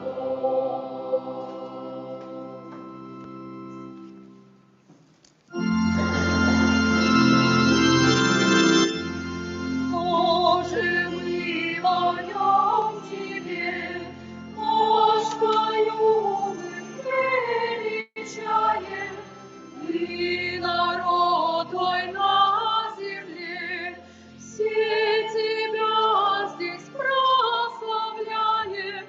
Дивен Ты во всех делах, Ты велик на небесах, Тварь со всех концов земли, Твой народ Тобой хранимый, горы ангелов святых, херувимы, серафимы, все поют со всех концов, свят, свят, свят, Бог Саваоф.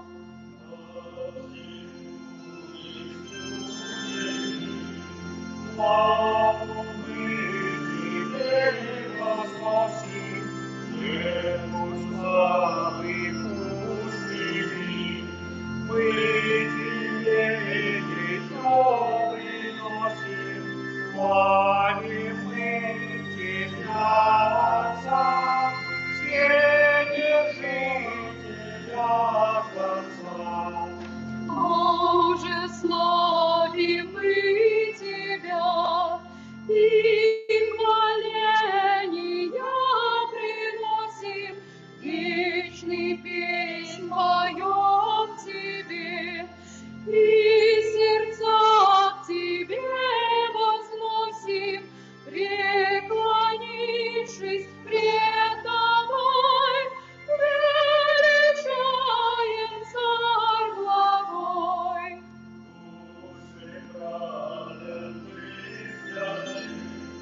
Сонный маси сил небесных, славят магов тел Твоих, тел великих и чудесных, славят Бога и Отца, все решители конца. Слава Троице вовек, Дух Святый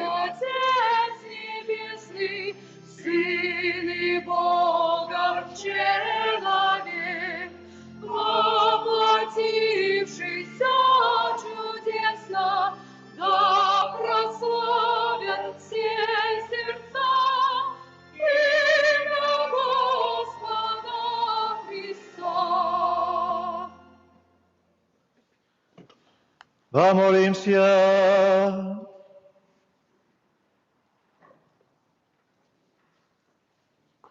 Всемогущий Боже, пусть пасхальное таинство, которое мы приняли, постоянно пребывает в наших сердцах через Христа Господа нашего.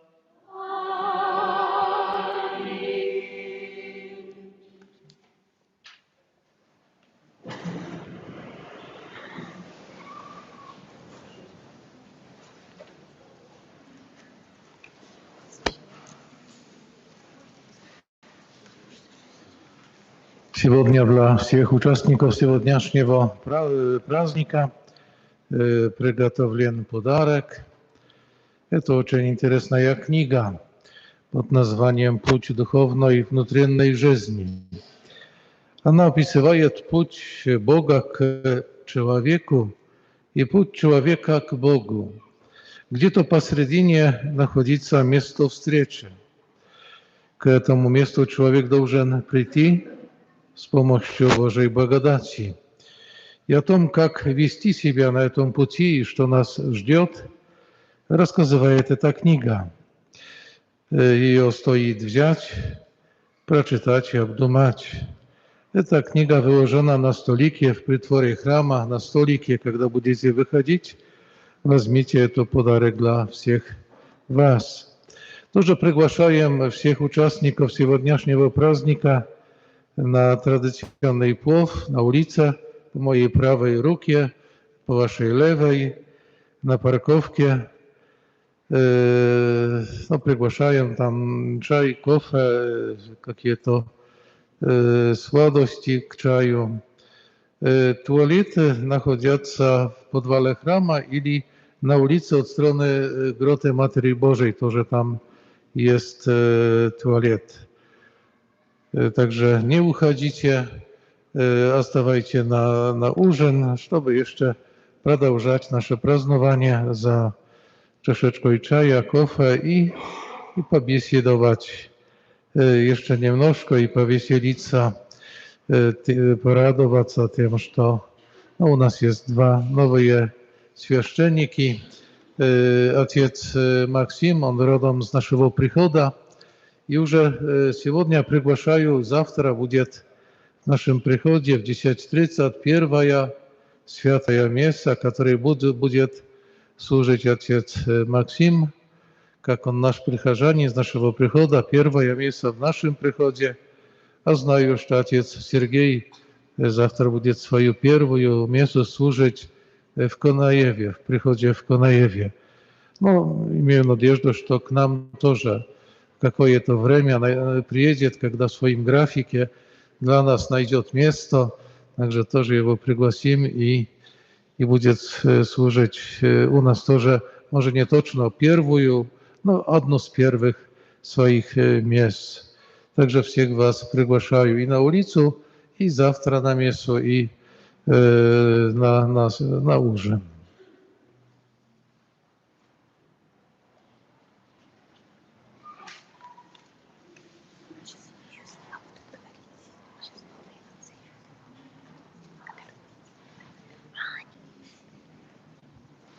Дорогие братья и сестры, сегодня я переполнен благодарностью Богу и каждому из вас. 18 лет назад я впервые вошел в эту церковь, возможно, из простого любопытства и не зная, какой путь Господь для меня приготовил. И сегодня стою перед вами как священник по Его милости и благодаря людям, многим, которых Он поставил рядом со мной. Прежде всего, хочу поблагодарить мою маму за дар жизни, также молюсь за моего покойного отца и верю, что он также, возможно, молится за меня там с небес. Благодарю моих родителей за любовь, за то, что они приняли мой выбор ходить в церковь, искать Бога, хотя этот мой выбор им легко не дался. Их вера, терпение, поддержка – это было самое важное, что я почувствовал на своем пути. И с глубокой признательностью также вспоминаю еще тогдашнего настоятеля отца Богумила, всю общину отцов-францисканцев здесь, в Алматы, за то, что помогли мне войти в церковь, воцерковиться, за пример их жизни, за многолетнее духовное сопровождение. Вы научили меня не только верить, но и жить верой. И особая благодарность я выражаю и питаю к покойному епископу Генри, который также поддерживал меня, и нашему нынешнему епископу владыке Хосе Луису за отеческую заботу, за мудрость и поддержку. Особенно за то, что сегодня вы рукоположили нас с отцом Сергеем, священники. Это дар, который невозможно до конца заслужить. Благодарю ректора семинарии, отца Руслана, духовного отца семинарии, отца Дмитрия, всех моих собратьев-семинаристов за годы формации, учебы, братства и совместного пути. И эти годы стали для меня школой не только жизни, не только знаний, но и жизни. С особой благодарностью обращаюсь к моим собратьям-священникам за пример прекрасного самоотверженного служения, за духовное руководство, за таинство и поддержку. Благодарю отца Шимона, настоятеля прихода в Жанашаре, за его духовную, дружескую поддержку на протяжении этого моего диаконского служения в сельских приходах. Также с благодарностью вспоминаю сестер из Жанашара, сестер-монахинь Консолата, отца Ладиславу, также прихожан наших сельских приходов за помощь мне, за их участие в моем пути к священству в этот важный год. С благодарностью обращаюсь к нашим также сестрам-монахиням за ваше тихое, смиренное, но столь сильное, заботливое присутствие в моей жизни. Ваша молитва и служение были для меня поддержкой и примером. Конечно, благодарю вас, дорогие братья и сестры, дорогие мои друзья, братья и сестры по приходу, прихожане. Все эти годы вы тоже были моей семинарией, и через вас Господь учил меня любить, служить, надеяться и терпеть. Вы поддерживали меня, вдохновляли и помогали идти вперед. Благодарю Господа за всех вас и вас, тех, кого, возможно, не назвал, но ношу в своей памяти. Господь да благословит вас обильно за все добро, которое вы мне сделали.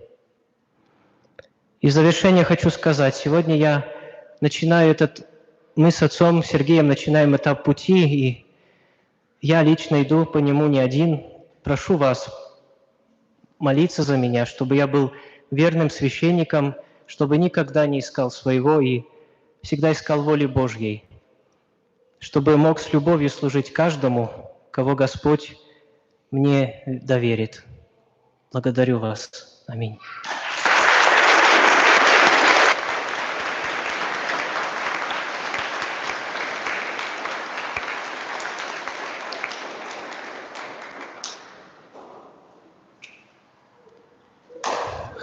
Христос воскрес!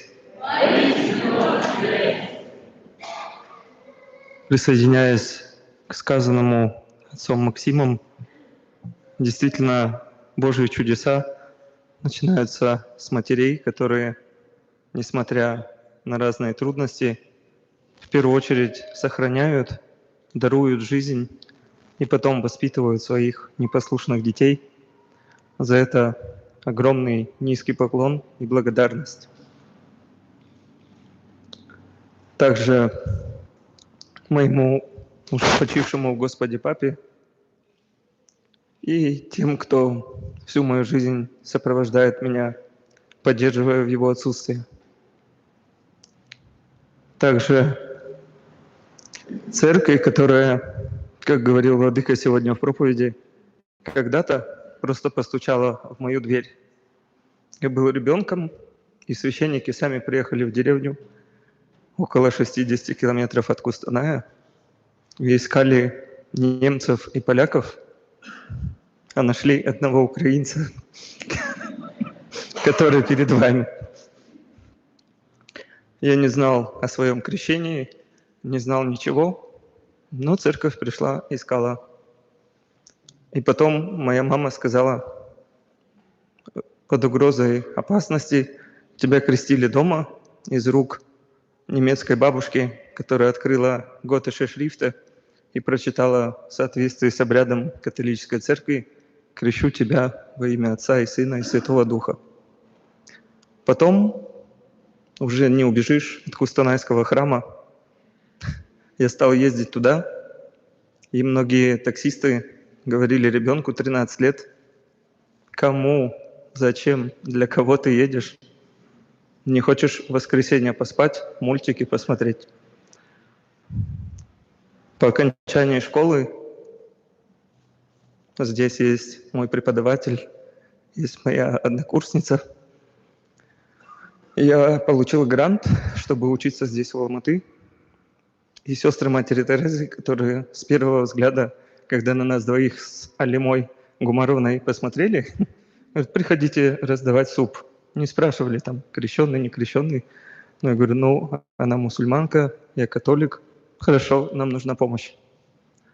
И даже тогда первая леди Сара Алпысовна спрашивала у Оксаны Николаевны: он католик? Передайте ему такую-то молитву. Даже можно учиться на педагогике или в других местах и свидетельствовать об этом. В этом приходе, в том конфессионале, была моя первая исповедь в 18 лет. И тайком, без всякой пышности, первое причастие у этих ступеней в октябре 2009 года. А сегодня мы празднуем и благодарим Господа Бога за всех вас, за всю церковь. Особенно, конечно, когда семинарист поступает, подразумеваем, что он поступает в семинарию. За всех форматоров, которые встречали нас на Востоке 3-7/1 в Караганде, и на Первой Красноармейской, дом 11 в Санкт-Петербурге. Низкий поклон Матери Церкви за то, что дает иерархию священников, епископов и всех крещенных верных и людей доброй воли, благодаря которым мы можем идти вместе со Христом и ко Христу. Благодарение Богу за всех вас с молитвой.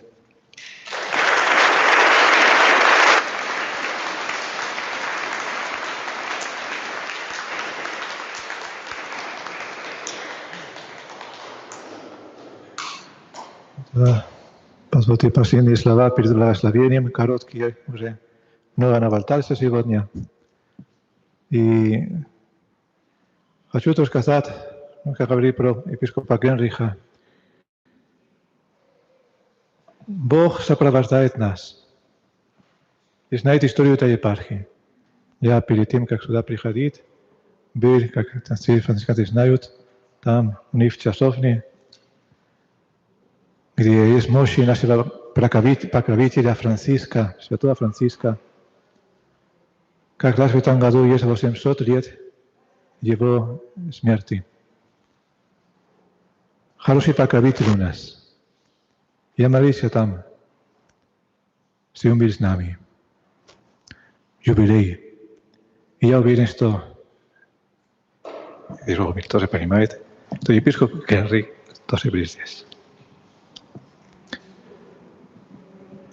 Это была мечта для него, что были священники местные, понимаете? Хорошо, когда священники иностранцы, и нам, честно, повезло с нашими батюшками. Я их люблю каждого, со своими дарами, несмотря на другими. Но нам нужны местные. Епископ Генрих молился за это. Пока он был священником и епископом, молился, чтобы были священники местные. Я уверен, что он сегодня с нами. Он не покидает нас. Я молился за отцов, которые сейчас уже на небесах, родных, Максима и Сергея. Они тоже с вами сегодня. Это церковь, который соединяет небо и землю, понимаете? Это мост, о котором мы говорили. Мы не одни, они с нами. Благодаря служению священникам, вашим священникам. Я очень рад. Понимаете сейчас радость учеников Иисуса, когда они уже на второе воскресенье увидели Его снова. Когда они уже получили Духа Святого, как полнота этого уже священства. И они видели и понимали, это Христос воскресший, это жених. Когда вы видите этих молодых священников, я понимаю вашу радость. Это такая же радость, как у этих апостолов. Такая же радость. Потому что вы видели сегодня Иисуса Христа воскресшего среди вас, который говорил вам, мир вам. Это не Максим, это не Сергей. Это тот сам Иисус Христос. Через них благословляет вас. Посвящает себя снова через них. И хочет любить вас снова через них. И через каждого из священников, которые здесь есть у нас. Спасибо всем нашим священникам, поэтому за то, что вы сегодня здесь. И каждый день вашего служения тут, или там, где вы учитесь, в других епархиях или где-нибудь. Мы все одна семья. Поэтому мы себя чувствуем как братья, честно. А это прекрасно. Да, это гномы со своими трудностями. Но это прекрасные люди. Лучше всех. Они Иисус Христос, воскресший, показывая свои раны и даря милосердие и надежду всем. Пусть Господь благословляет нас еще многими другими призваниями к этому священству. Когда есть венчание, знаете, что невесты бросают букеты, да? И все девушки там дерутся, чтобы поймать. Я не знаю, как духовно они бросают диаконскую столу или что-нибудь так, да, которое же не нужна, диаконская стола, да? Кто возьмет сейчас еще? У нас есть Антон там где-то, да? Находится, будущий нас, да? Но еще нужны для каждой епархии Казахстана. Пусть Господь благословляет нас. Я хотел бы сейчас тоже перед благословением благодарить особо тоже отцу Олегу за то, что он сегодня здесь с нами. Сегодня ночью он празднует вместе со всеми своими людьми, прихожанами Пасху Христову. Поэтому у него сегодня такой день духовный. Рукоположение длинное, а потом сегодня тоже Пасха, да? Поэтому можно к нему прикасаться, потом он сияет, как Моисей, да? На горе. Потом трудно на него смотреть. Тоже среди нас я знаю, что есть православные. И празднуйте Пасху именно эту ночь. Поэтому я поздравляю вас и желаю наилучших благословений и даров от Иисуса Христа воскресшего.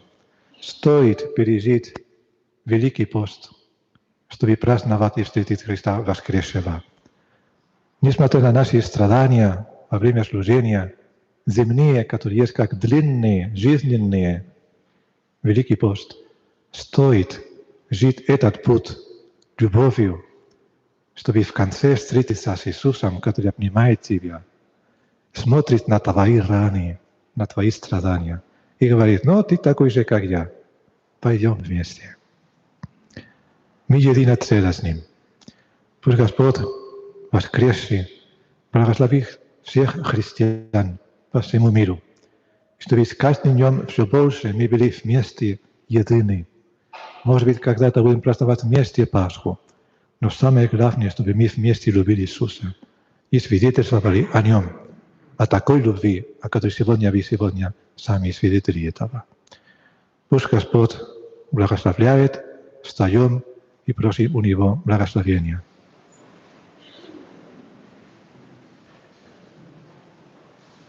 Господь с вами.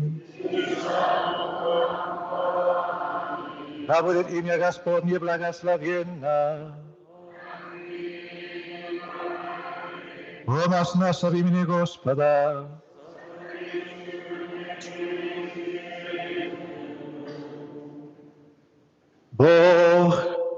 воскресением единородного Своего Сына, удостоивший вас искупления и усыновления, да радует вас, даруя свое благословение. И спаслет Он вам дар постоянной свободы и сделает вас общниками вечного наследия. И да ведет Он вас, воскрешенных в крещении, по вере вашей, в небесное Отечество, чтобы вы имели жизнь вечную. И да благословит вас всемогущий Бог, Отец и Сын и Дух Святой.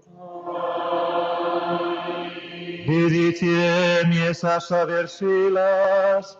Аллилуйя, аллилуйя.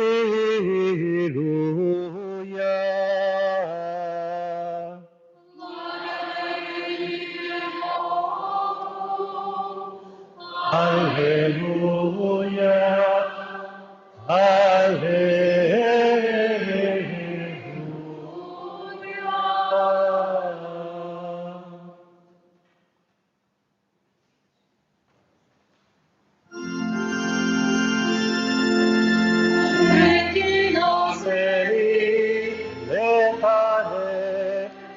Alleluia.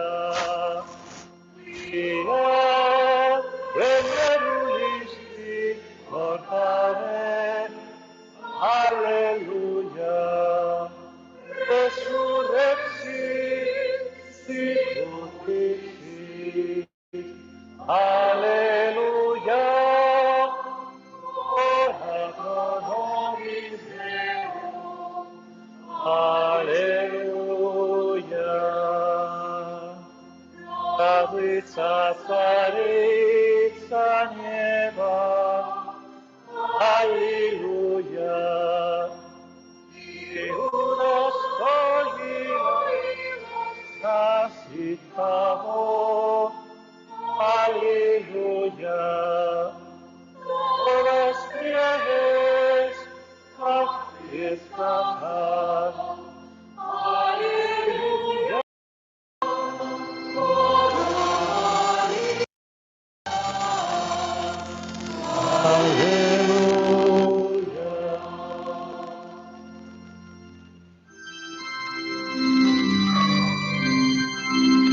Христос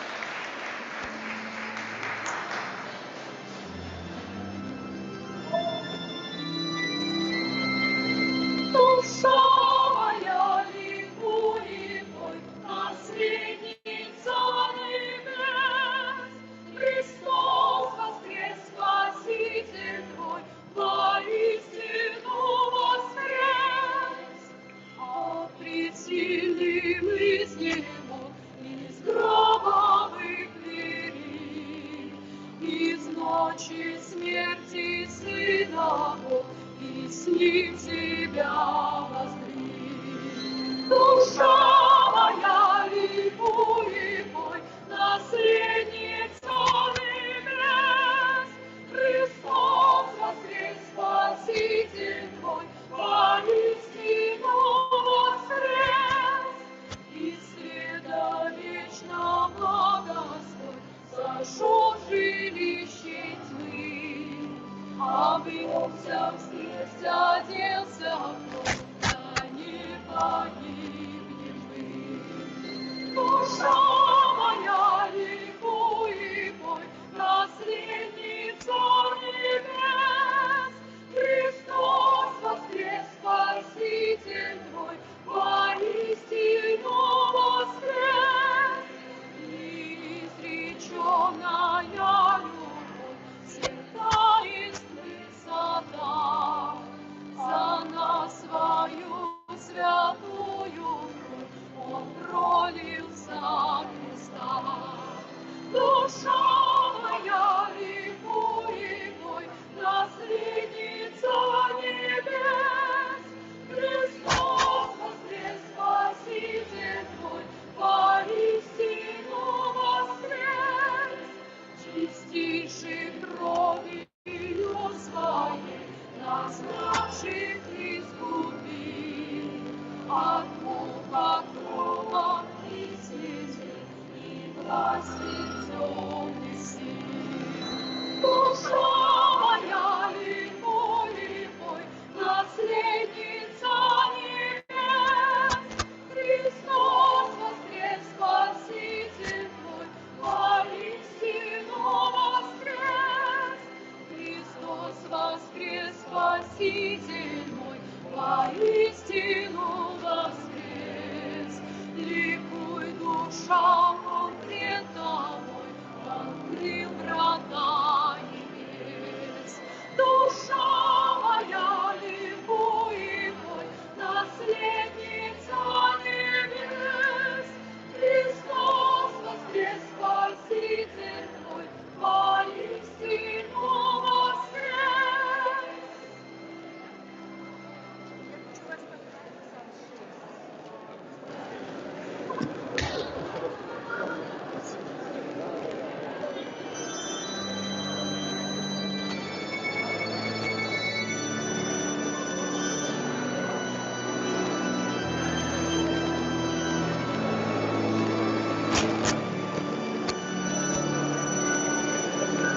Буду петь Богу до боли я есть, буду петь Богу моему во всю жизнь мою.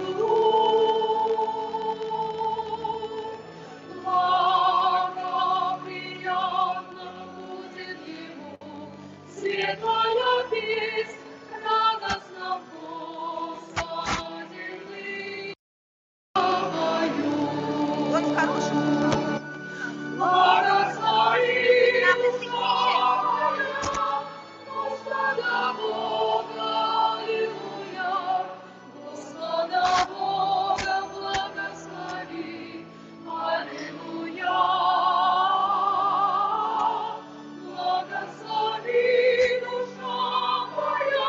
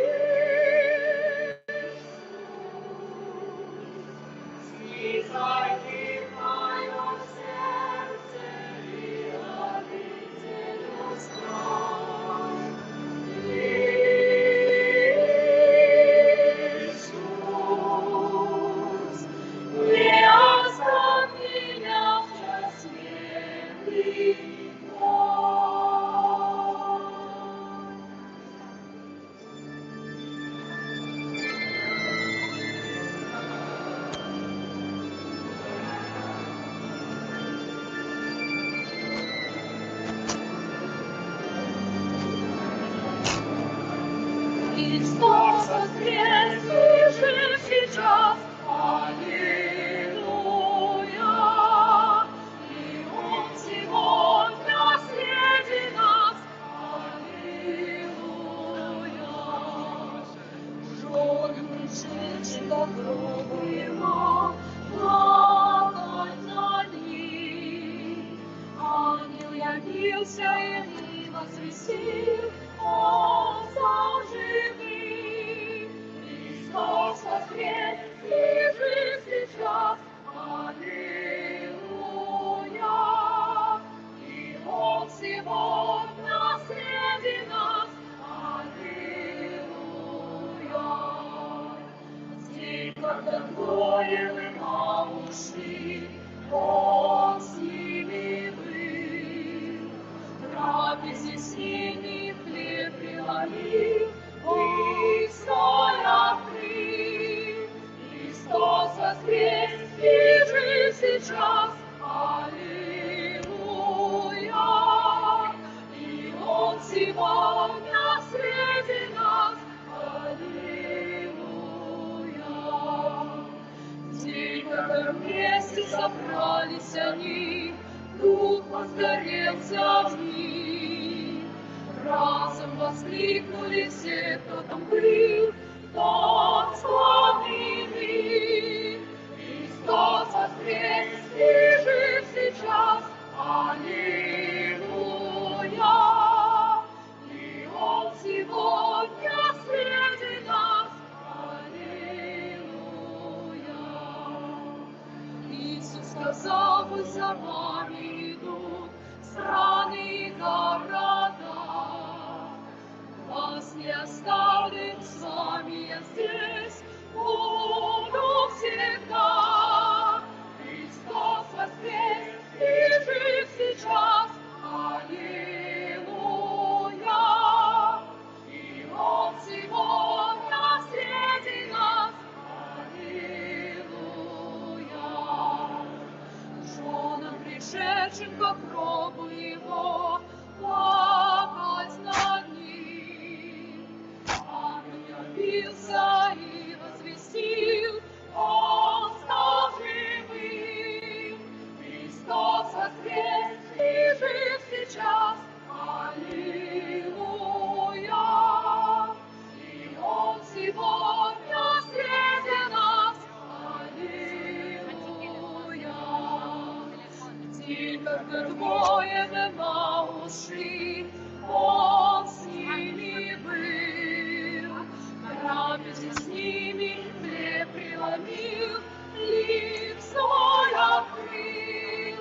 Христос воскрес и жив сейчас. Аллилуйя!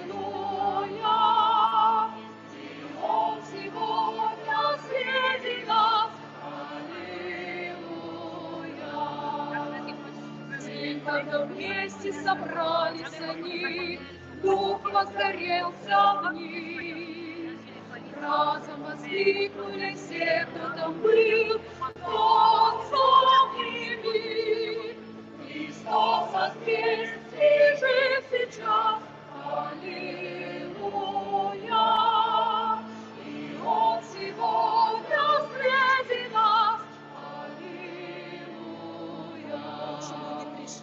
Иисус сказал, пусть за вами идут страны и города. С вами остану, с вами я здесь буду всегда. Христос воскрес и жив сейчас. Аллилуйя! И Он сегодня среди нас. Аллилуйя! Христос воскрес и жив сейчас. Аллилуйя! И Он сегодня среди нас.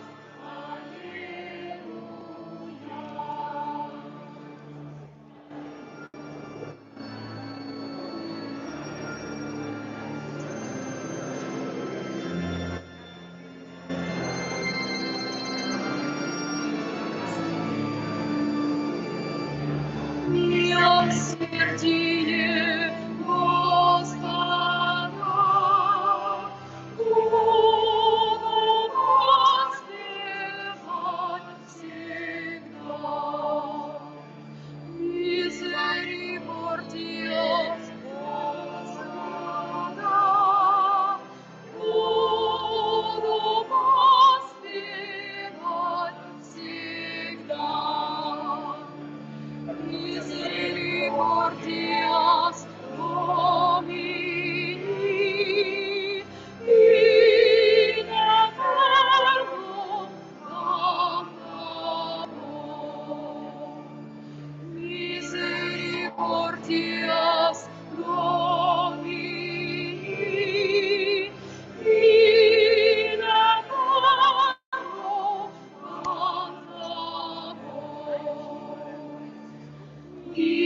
милосердие Господа.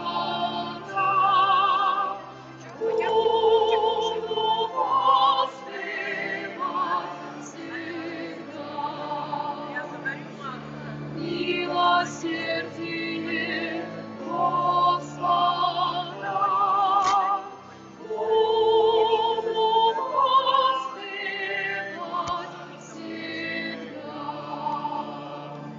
Misericordias Domini, in eterno amor. Misericordias Domini, in eterno amor.